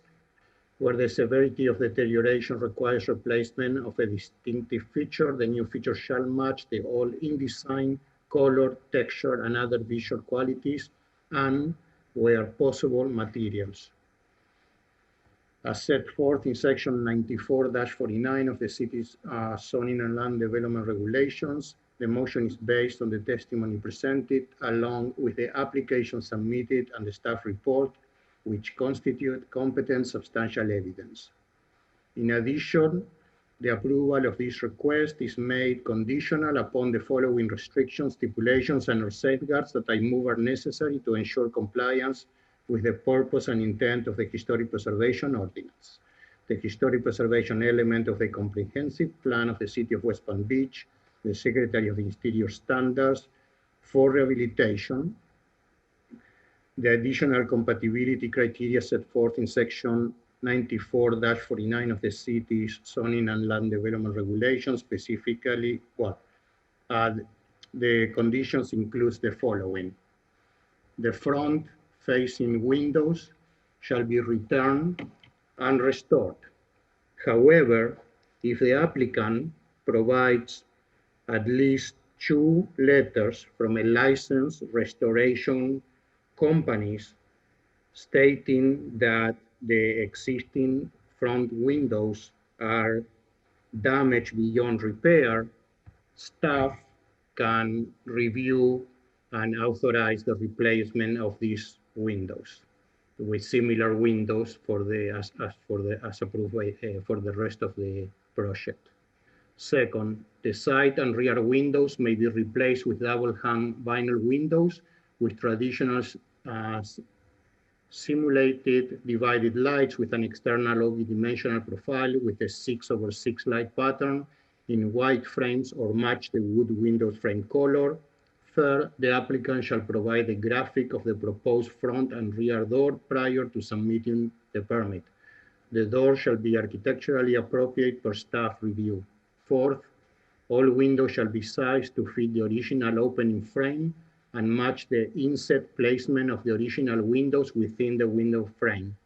The existing mullion shall be retained or replaced with a mullion of matching width and placement. Fifth, the existing wood sashes shall be recycled, donated, or stored on site to preserve an irreparable historic resource. Do we have a second? Second. All those in favor? Aye. Aye. Aye. Any opposed? Okay, motion carries. Thank you, Ms. Stewart. Thank you. Moving on to case number 20-46, 250 Plymouth Road.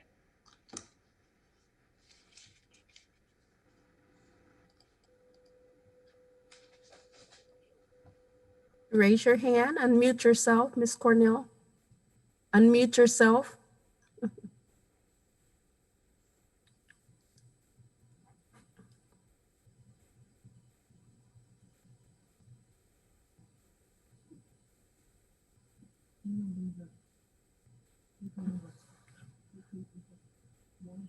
Okay, I'm good There now. you go.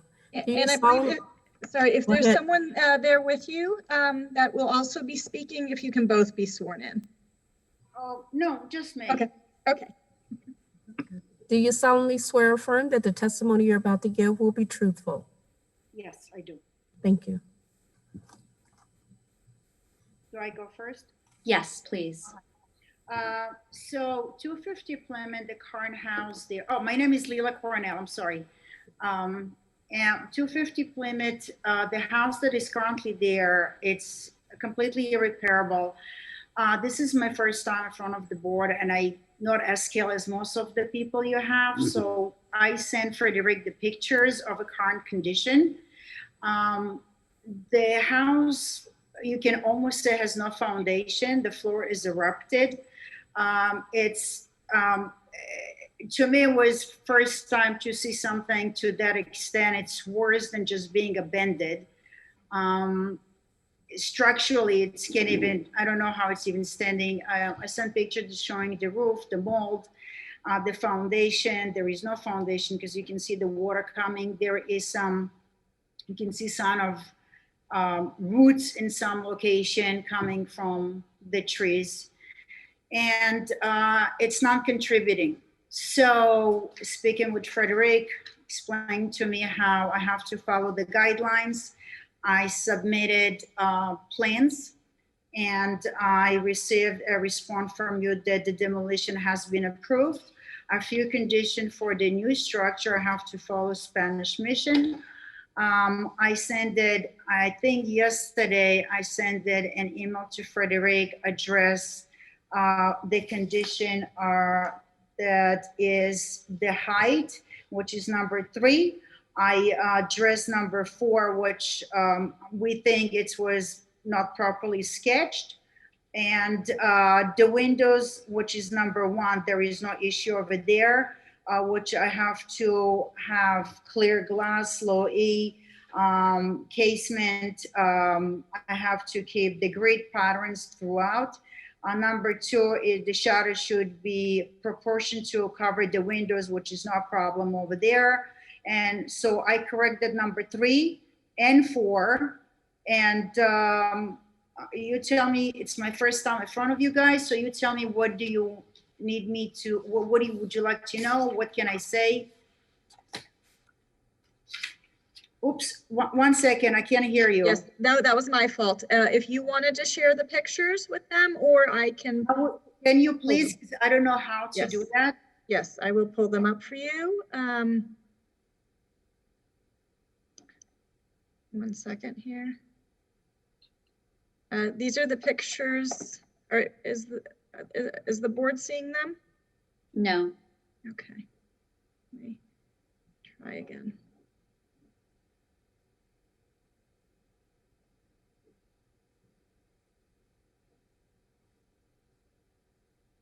Sorry, it's in a PDF, so I'm having a hard time pulling it up to share.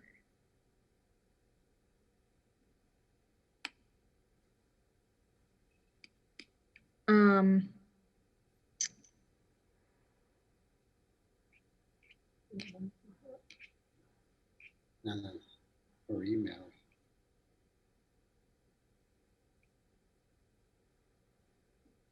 They're coming up here, but I can tell you're not seeing them.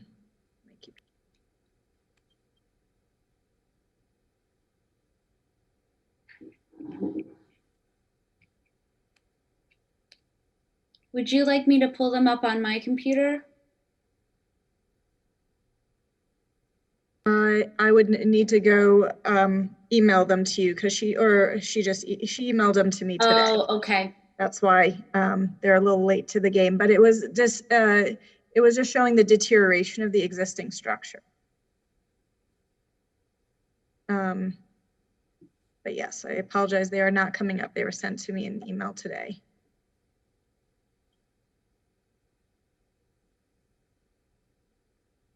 I'm going to, here we go. I think maybe.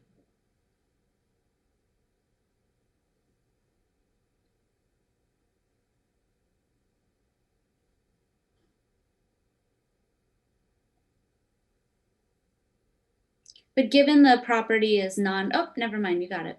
I think I'm about to get it. I think. Maybe not.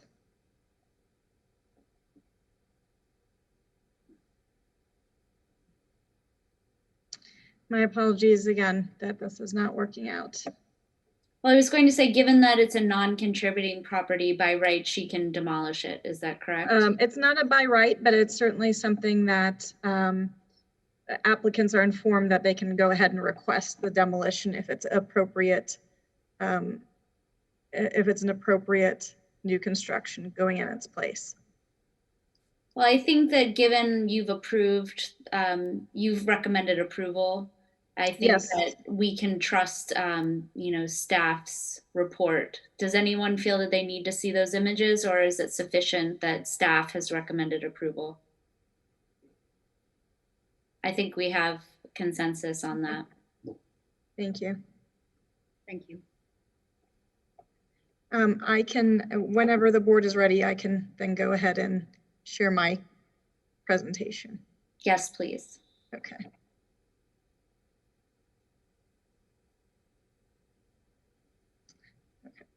This one I know how to do.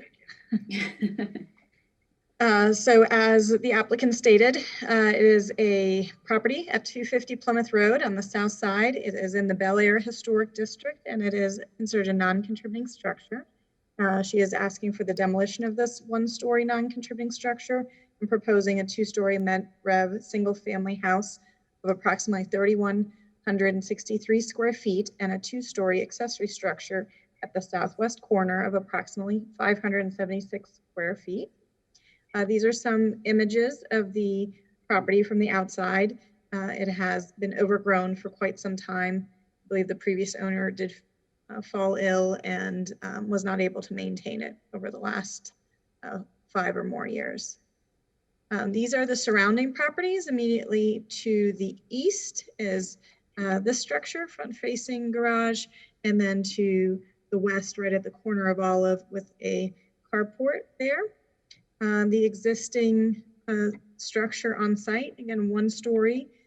And what I found interesting is with the proposed site plan is that it really follows the floor plan, or the, at least how it addresses the street to what is there. So this top portion is the survey and the bottom portion is the new plan. So the driveway will still be towards the western part of the property, set back 10 feet. Actually, currently it's 9.3. There's still that undulation in the front elevation, and it is set back 25 feet, which is what this line was. So again, it is, this one's flipped, with this being the front of the house and then the detached accessory structure on the site plan. But again, very similar interaction with the streetscape to what was there before. First floor, second floor plans. Elevations, these are revised elevations that the applicant sent me. The rear and side elevations didn't carry over the divided light, but I wanted the board to see that she was addressing by lowering the overall height, the proportions of the window, of the shutters and the windows. So, and addressing this back balcony. So she was making an attempt. What she was referring to is I sent her the staff report where I was recommending approval for demolition and recommending approval with conditions, and she's already working towards addressing those. These are the elevations and floor plans for the accessory structure and a rendering that was submitted. It's actually very similar to a home just catty corner that was constructed about 15 years ago. This street is full of 2-story med rev in a kind of stylized version, architectural style. And so we feel it's very appropriate for the street, and the fact that it has a detached rear garage is also favorable. And then this is the streetscape that does not already reflect the lowering of the roof height overall, but we still felt it was consistent. Over here, you've got parapet roofs. So once you add the hip in and lower it by a foot, we do feel it is compatible. So we believe it meets all the criteria for demolition, as well as new construction, standards 9 and 10, and therefore we're recommending approval. Conditions 1 through 4, I believe, again, she's attempted to address with the revision she sent yesterday. And then just the final one was if there was a discrepancy between the rendering and the elevations, we ask that the rendering actually supersedes the front elevation, because we did feel there was more detail in that. And that concludes my presentation. Great. So questions, and you can either make them of the applicant or staff, but please specify who you're directing your question to. I have a question for staff. It goes along with the last condition. So in the rendering, it looks like the front door is actually a solid front door, something resembling wood, which I do feel like is more appropriate for the style. And then in the elevations, it shows a French door. Yes, so we believe the wood door would be more appropriate for the front. Okay. And have you spoken with the applicant about that? I'm gonna, not specifically the door, but she again did see that condition and was amenable to it. Okay. Thank you. Is a wood door okay with you, Rita? Yeah, it is a wood door. It's on the side, on the west side, a door to the kitchen. No, the front. The front is wood.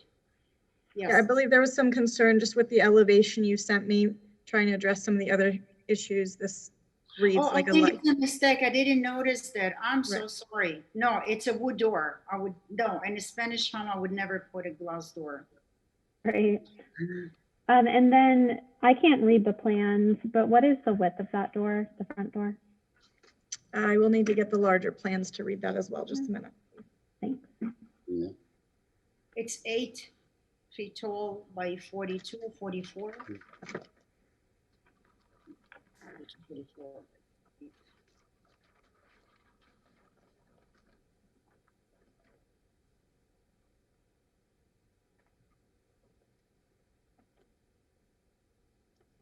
It's actually not dimensioned in. It's the, whatever the standard, the 8 foot, I think it's 42, 44 wide. 42 by 8. Okay. Okay. Thank you.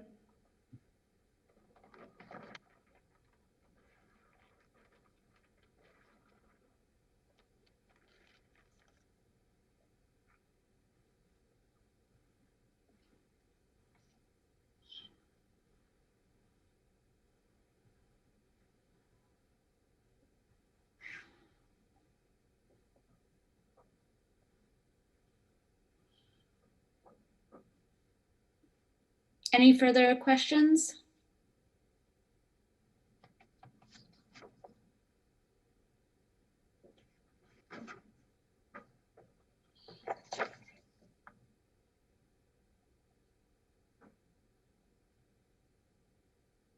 Okay. Do we have any members of the public that want to speak on this case? Madam Chair, I'm not sure if anyone's on the call or video this evening. I did receive input from 3 neighbors. One neighbor who just was for informational purposes, but was fine with it. Another one was concerned about the oak tree in the front yard and to see if there's a way to preserve that. And then actually, I think John Roach might have the email that, or perhaps have Hope an has it. email. Okay, so there is an email that'll be read into the record.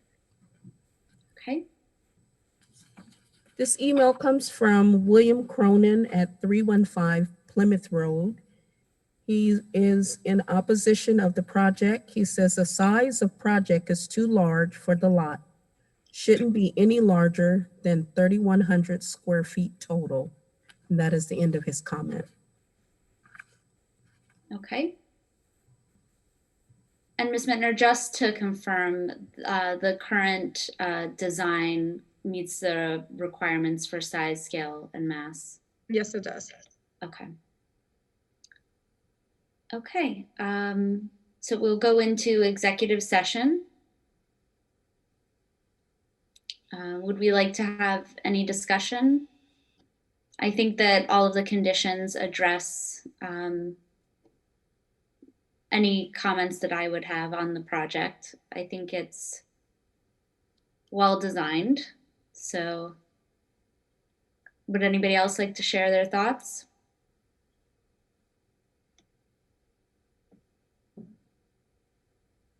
I like the fact that the garage is in the back.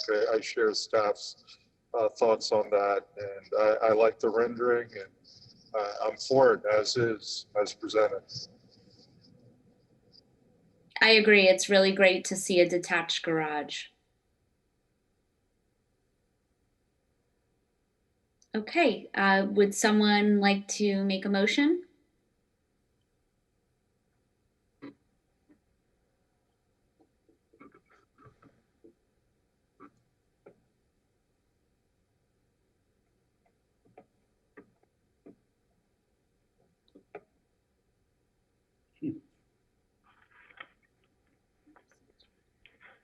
I guess we need 2 motions, right? One for the demolition.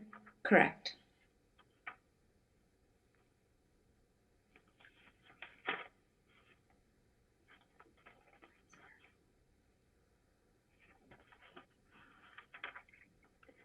I move that the Historic Preservation Board approve application number 20-46 for demolition in accordance with the demolition guidelines set forth in the Historic Preservation Ordinance, section 94-49 of the city's zoning and land development regulations.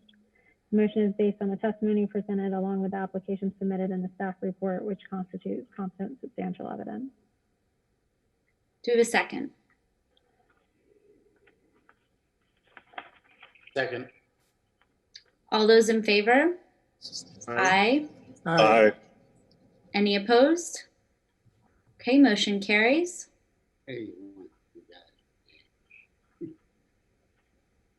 Okay. I move that the Historic Preservation Board approve application number 20-46 for new construction in accordance with the Secretary of the Interior Standards for Rehabilitation, specifically standards 9 and 10, as well as the additional criteria set forth in the Historic Preservation Ordinance, section 94-49 of the city's zoning and land development regulations.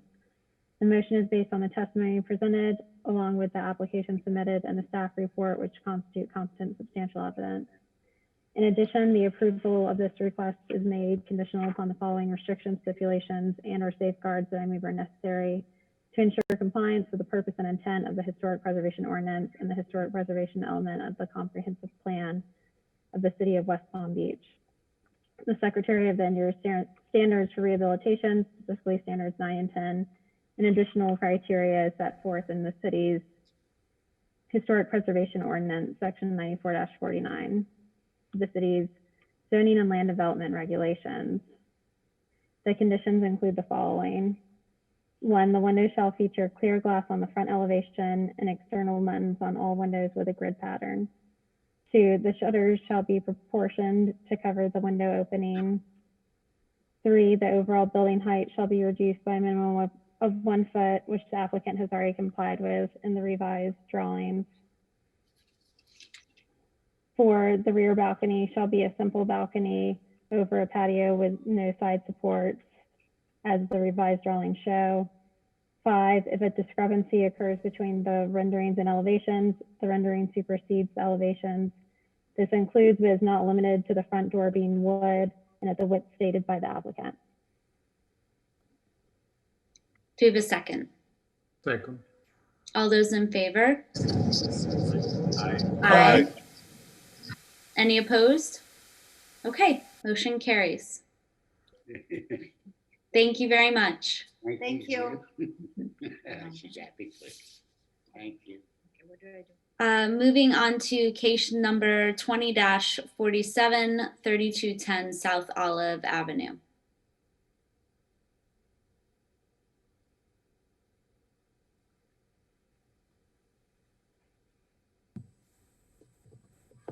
Okay, if you could please raise your hands to be sworn in. And unmute yourself, Miss Jessica. Do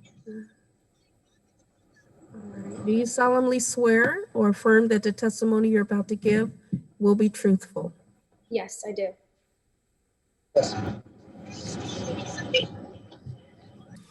Okay, hello, my name is Jessica Dornblazer. I'm the architect acting on behalf of the applicant, who is also on the call.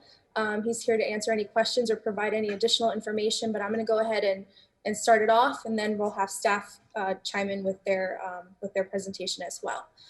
I'm going to share my screen. We are sharing this one. Okay, does everybody see it? Does everybody see my screen? Yes. Yes. All right, so here, this is a Google Earth image of the property. It's 3210 South Olive Avenue. It's north of Southern Boulevard off of Olive Avenue. There's an existing residence there now that it's not a contributing property. I do have pictures, but really quickly, this is the survey. So as you can see, this is where the existing single-story residence is right now on a extra wide lot. Our client came to us with wanting to build a house on this property for him and his young family. This is our proposed site plan.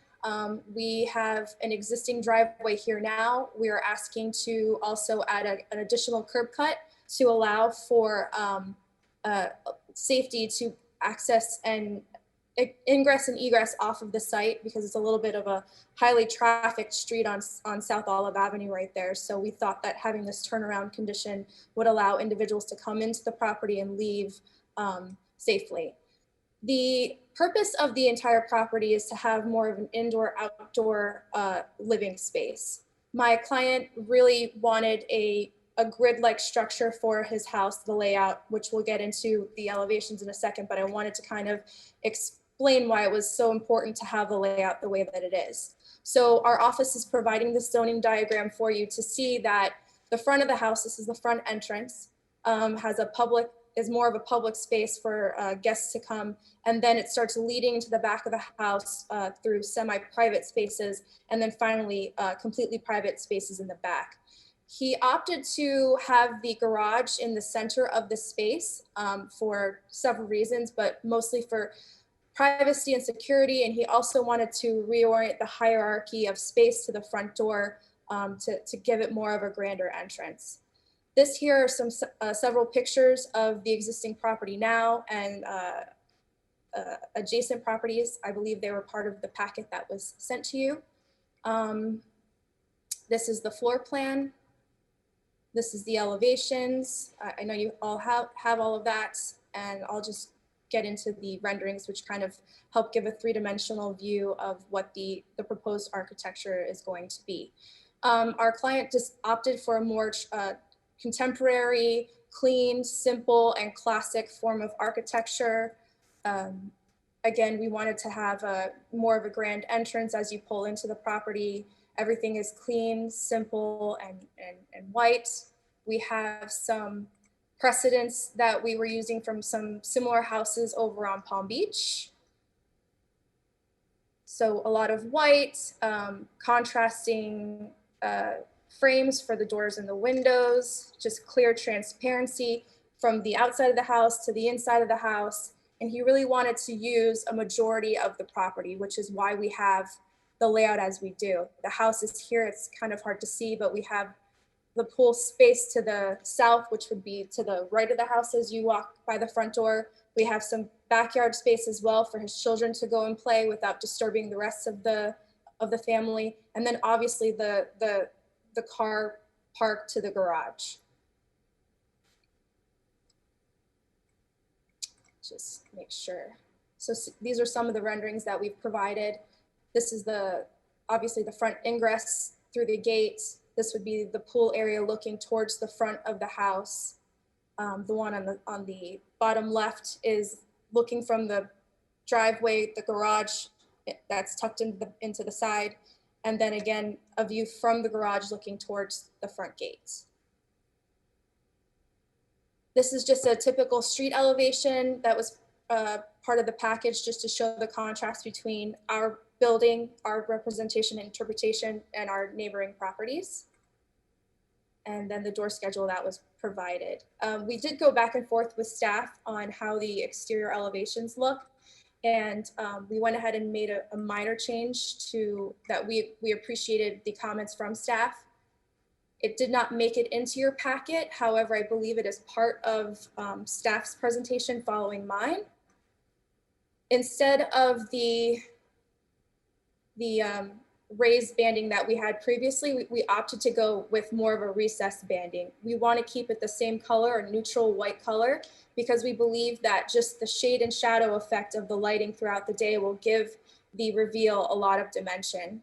And it goes similarly to the precedent that we have here. It's hard to see, but there's a nice small reveal in the same color, but it's providing contrast because of the shade and the shadow of the natural lighting of the daylight against this house. As you can see on the site plan, the house is behind a 6-foot tall gate. There's plenty of landscaping on the property, simple box hedges and more formal landscaping around the house, coupled with some palm trees. I know this is just a two-dimensional rendering, but essentially that's what we're going for as far as formal landscaping. Some jacaranda trees. We have podocarpus hedges on the north, south, and the east side. And then of course we have the site wall on the west side. And I believe that concludes my presentation. Yes, so if you have any questions, I'm here to answer.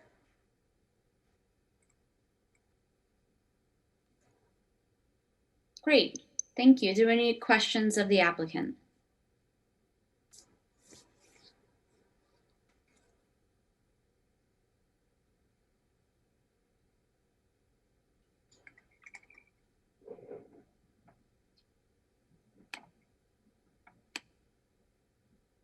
Any questions?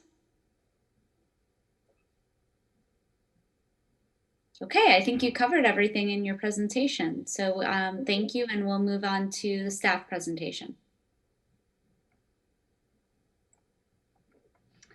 Great, thank you.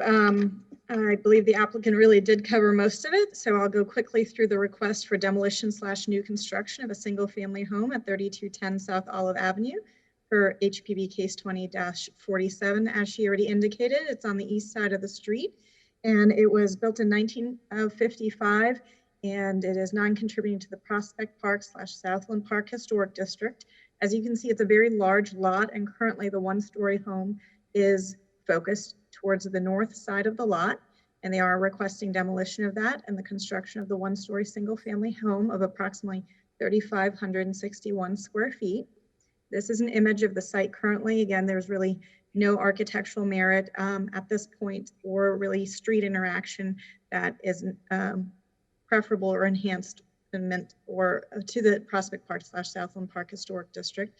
These are the subject properties on either side. So you can see also 1 story on either side, a flat roof, accessory structure just to the north, and typical of having those larger fences on South Olive because of the type of roadway it is. We do permit a 6-foot fence there. The survey that you previously saw, the site plan, which again does have that ingress and egress and focuses the 2-car garage on the north side, so it would not be visible from the street. The floor plan that was already explained to you with the different types of uses, the different elevations. And staff really liked the simple lines and the flat parapet. These are the renderings you previously saw, and as she explained to you, the modification to the banding.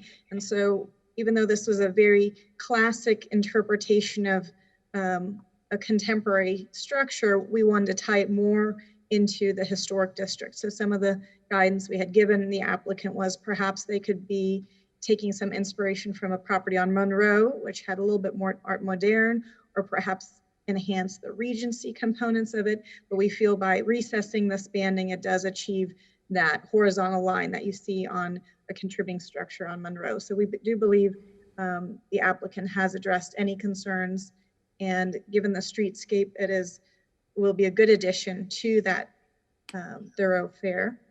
And we are recommending approval both of the demolition and the new construction with no additional conditions. Thank you. Okay, thank you. Questions of staff?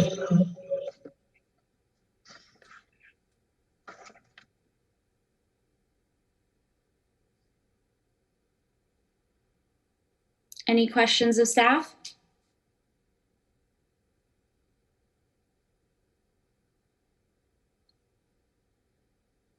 Okay, seeing none. Do we have any public comment on this project? Madam Chair, I don't see any public comment. I just had one email correspondence. It was a neighbor to the north who was in favor of this design. Great. Okay. So we will go into executive session then. I think it's great to see that they've maintained a 1-story design for this site, because it fits in very well with the surrounding properties, and especially because the architectural style is a little not necessarily based on a historical style. Because it's 1-story, it doesn't have the same impact that a 2-story house would have on the site. So I appreciate all the thought that you put into that. I agree. I appreciate this. Sorry, I appreciate the scale of the project.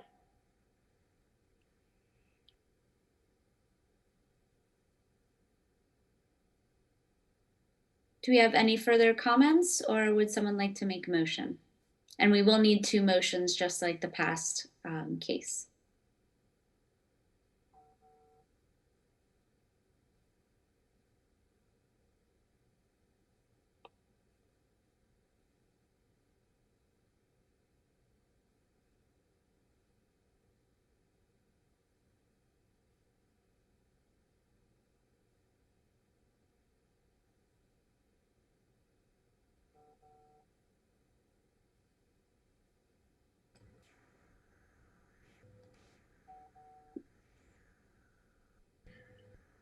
Okay, I move that the Historic Preservation Board approve application number 20-47, 3210 South Olive Avenue for demolition in accordance with the demolition guidelines as set forth in the Historic Preservation Ordinance, section 94-49 of the City Zoning and Land Development Regulations. The motion is based on the testimony presented along with the application submitted and the staff report, which constitute competent substantial evidence.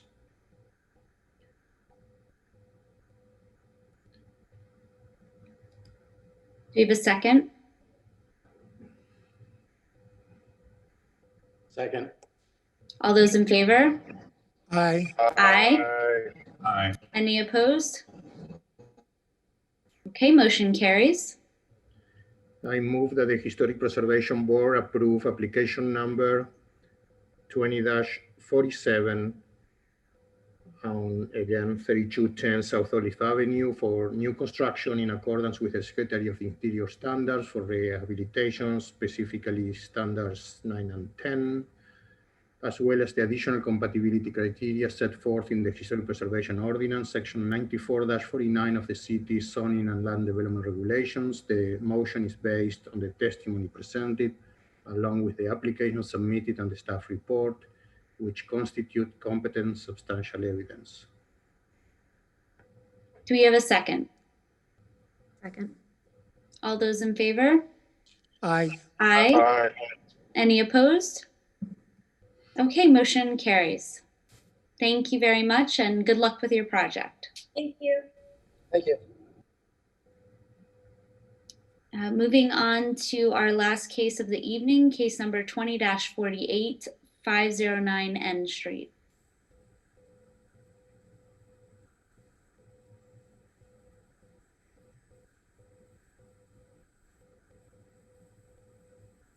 Okay, if you could please raise your hands to be sworn in.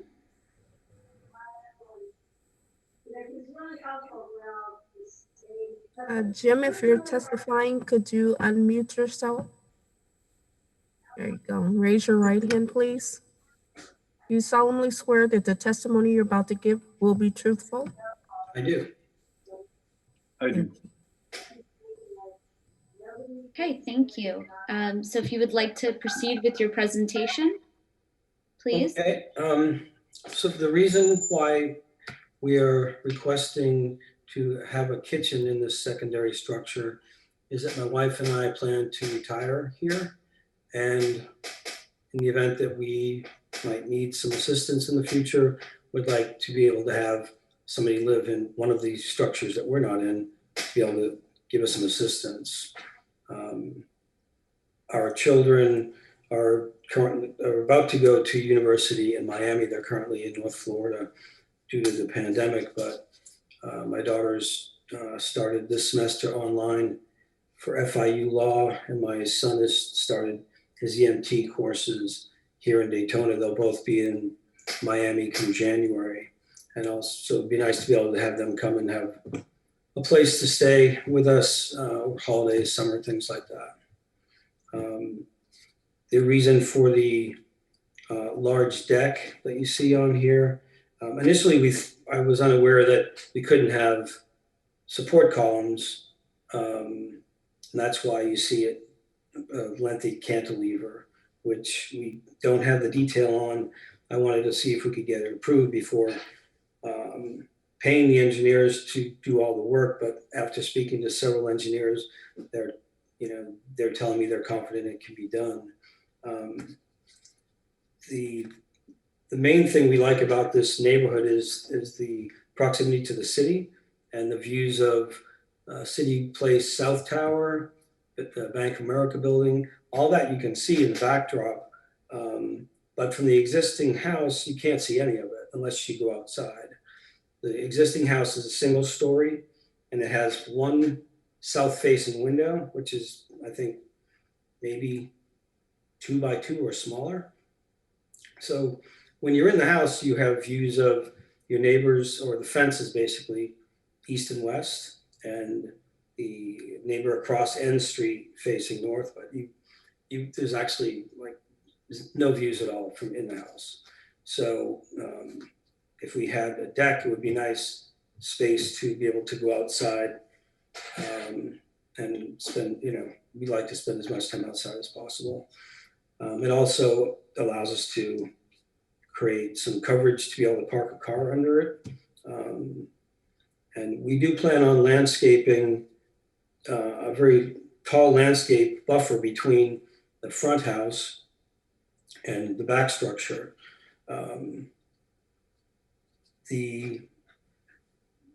This secondary structure would be 127 feet from the only street that you could see it from, which would be N Street. And then with the landscape buffer, you wouldn't see it at all. So the deck would be facing the alleyway. There is currently a 20-foot wide gate within the fence, but it's pushed toward just behind the existing house. We're going to relocate that to the back of the lot so that you can enter into the secondary structure from the alleyway. Directly behind this lot is a fourplex apartment complex. And I don't know if you've seen the pictures, I can share the screen and pull them up, but there's a very large tree that in the neighborhood to the west that overhangs onto our property and covers the alleyway. So I'm not sure that this is a typical deck, but I don't know that anyone would see it, but us.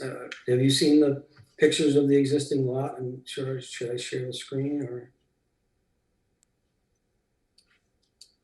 I believe we have them in our packet. Is that correct, Ms. Mittner? Yes. So Yes. the board has seen them. Okay. Okay, so I guess I'm interested to see what you have to say about it. Great. Do we have any questions of the applicant?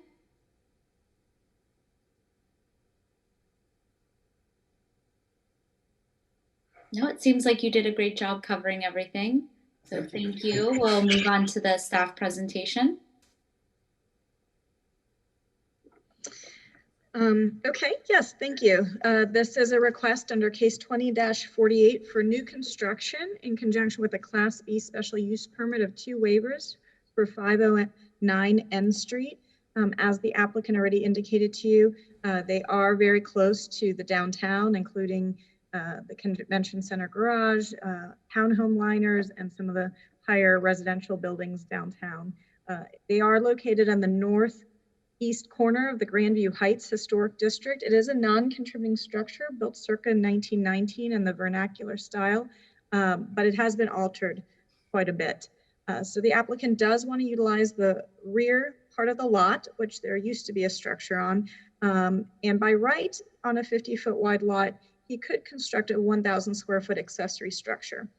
However, if he wants a kitchen and have it as a separate unit, it should be a 60-foot wide lot and only 800 square feet. So therefore, he's asking for these 2 waivers. And again, the only distinction is having that kitchen in there. This is the existing structure on site.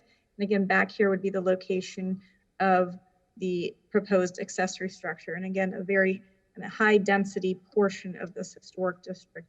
And this is the alleyway where you would go ahead and access the area for new construction, which would be right here. So as you can see there, as he indicated, there's very little impact to the surrounding properties. The site plan that's proposed, which is again, the new construction meeting the 5-foot east setback and 5-foot setback off the rear, and the location on the aerial where that would be located. And as you can see, the surrounding properties also have accessory structures, many of them 2-story as well. First floor plan and second floor plan, and the elevations. So staff's concern was really this cantilevered deck. We do believe the materials proposed, the smooth stucco, the standing seam metal roof, simple side gable, and the other balcony with brackets are all in keeping with the historic district as well as the primary structure. But it was really the proportion of this deck that was a concern, especially since it had no brackets or other supports, and its size and scale in relationship to the structure. We understood that he wanted to park vehicles underneath for shade, but again, architecturally, we had some concerns there. We do believe otherwise it meets the criteria for new construction in the Historic Preservation Ordinance and Secretary of Interior Standards number 9 and 10, as well as all the requirements necessary for the Class B special use and the 2 waivers of lot width of 50 feet instead of 60 feet and 1,000 square feet instead of 800 square feet. In your staff report, I have outlined the general use standards, the residential district standards, the waiver standards, and the additional standards. And again, we do believe it is met for this particular site. So we are recommending approval with just that one condition that the deck is reduced to a more proportionate balcony size. Thank you. Okay, questions of staff?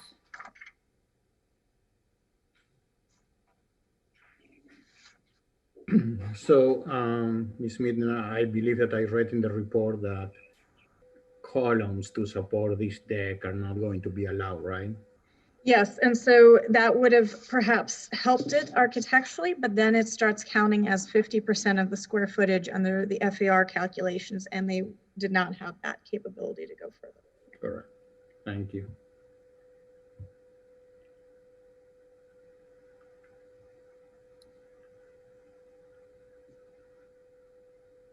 So Ms. Minton, you would work with the applicant to figure out an appropriate size for the deck? Yes, I'd be happy to do so, but I would also, of course, seek the board's guidance on if they had particular size or scale in mind. I mean, I think that if you look at the balcony on the west front elevation, the west elevation on the top right, you can't do any balcony, you know, wider than that or deeper than that without the column. You know, you can't really cantilever more than 5 feet probably. So I don't know what that balcony is, but it sounds just right. It looks right. But yeah, you won't be able to cantilever any deck like this without any structural support.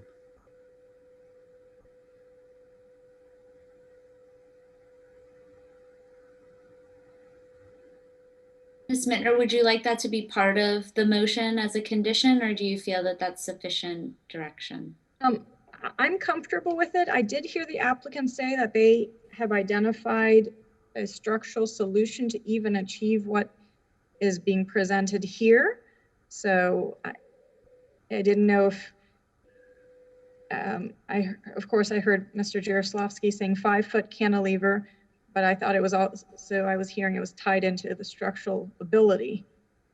If the applicant comes back with and is able to engineer a 6-foot or 7-foot, would that be acceptable? I'm happy either direction. I just wanted to be clear if it was a structural concern or a size concern. I mean, a deck like this without support doesn't even architecturally look right, right? So, and that was my concern from a proportion. correct. So I agree with that also. yeah, so I think that I wouldn't do anything deeper than 5 feet, you know. That's my personal opinion. I have a question. Sure. Is it possible to get a variance to be able to put 2 columns down? No, you're already at the maximum possible. Okay.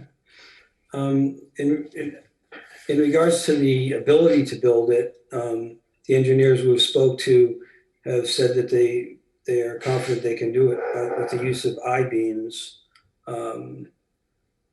And of course, we want it to look good, but I guess my point is we want it to be functional as an outdoor space, and a balcony is basically you can put, you know, a couple chairs and a coffee table or something.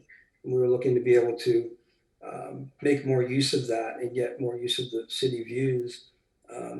If this was something facing, you know, off the front house or something, or that could be seen, then, you know, I'm in complete agreement. But I don't, if you look at where it sits and what's, you know, there's an alley, you know, an alleyway and apartment buildings and trees. I just don't see that, that it would be creating something that would be undesirable, because I don't know that anyone could see it. We're happy to do whatever landscaping someone might want if you think someone can see it that I haven't thought of. But I would request that we could, if we could meet somewhere closer in the middle, then 5 feet really doesn't, you know, it's just not, it's not any kind of deck, I guess. Yeah, I don't think that you will be able to cantilever this. But if we could, all I wasn't asking is. Well, I mean, I have to try, you know, experience in this profession, and I can tell you that I wouldn't even be able to do something like this. So, you know. I think the basic cantilever formula is, up to 1/3, so that would get us to 7 feet. But people are doing amazing things. All I'm asking is that if I can build it, what would be the largest thing you would grant me the ability to build if I can build it? Of course, if I can't build it, it's a moot point, and I can only build what someone can engineer.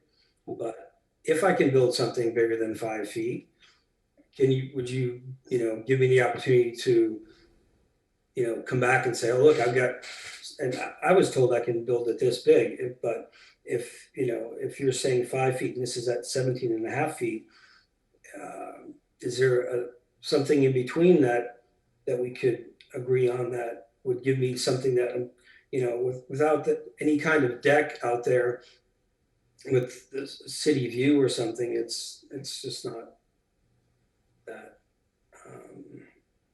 useful. As I said, the existing house has views of nothing. You can't see anything unless you go outside. So I'm trying to build something that, we can make use of some kind of deck that you can see downtown from. Ms. Mittner, if the applicant were open to it, since the main house appears to have some areas of flat roof, if he were to switch to a flat roof on the structure, if that's acceptable, would that be able to be made into a roof deck to kind of get the desired effect that he's looking for and eliminate the balcony issue? Yes, there's parapet roofs in the district, so that would be fine. Is that something you'd be open to, sir? Yeah, I'm open to, and that sounds like a great solution. Should we continue to give you time to, discuss that with your architect and then maybe, represent this next month? Sure. Can you give me a little more guidance on what that might look like? I mean, would it be a percentage of the roof, or, in terms of access and height and things like that? I'm guessing you have to have a railing, and that becomes the... Well, you'd still be at your 25-foot height, but having a parapet, a flat roof, and looking at right now, you're at 24.1 there on the mean. I think you could accomplish it by, again, just switching it, like Mr. Casatli said, to a parapet, a flat roof. Okay. And then just a matter of figuring out the sensible access to it, I guess. Right. You would just have your internal stair. Okay. All right. And so that could be, I'm not that familiar with flat roofs, so that could be potentially the entire roof, or? Yes, I believe so. I think that's what I was hearing from at least that one board member. Okay. So then would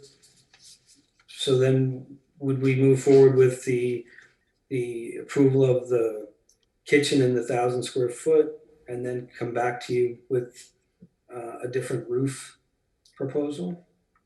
Madam Chair, I would recommend you keep it all together and just continue everything, please. I agree.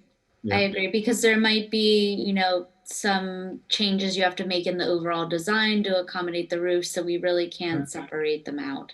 But that is the issue, right? The deck, yes. Yeah, okay. Yes.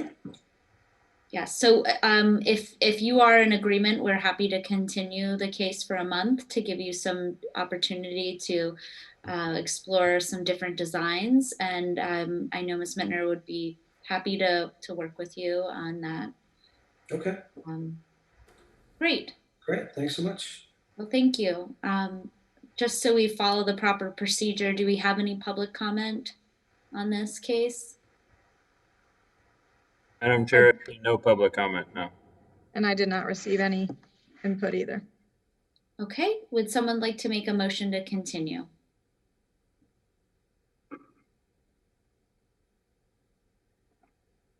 I move to continue case number 20-48 to next month's Historic Preservation Board meeting. Do we have a second? Second. All those in favor? Aye. Aye. Any opposed? Okay, motion carries, and we will see you next month. Thank you. Thank you all very much. Okay, and with that, can we have a motion to adjourn? I move the board to adjourn tonight's meeting. Do we have a second? Second. All those in favor? Aye. Aye. Any opposed? Okay, thank you. Aye. And was the executive order extended at a statewide level? I asked Ms. Hare that earlier, and I believe it has not been yet, but there is hopes that it will be prior to the next meeting, if I Okay. heard you correctly. Generally speaking, the governor has been extending them kind of at the last minute. So I will check in on the status of that and report back to Ms. Mittner so that she can let everyone know how that is.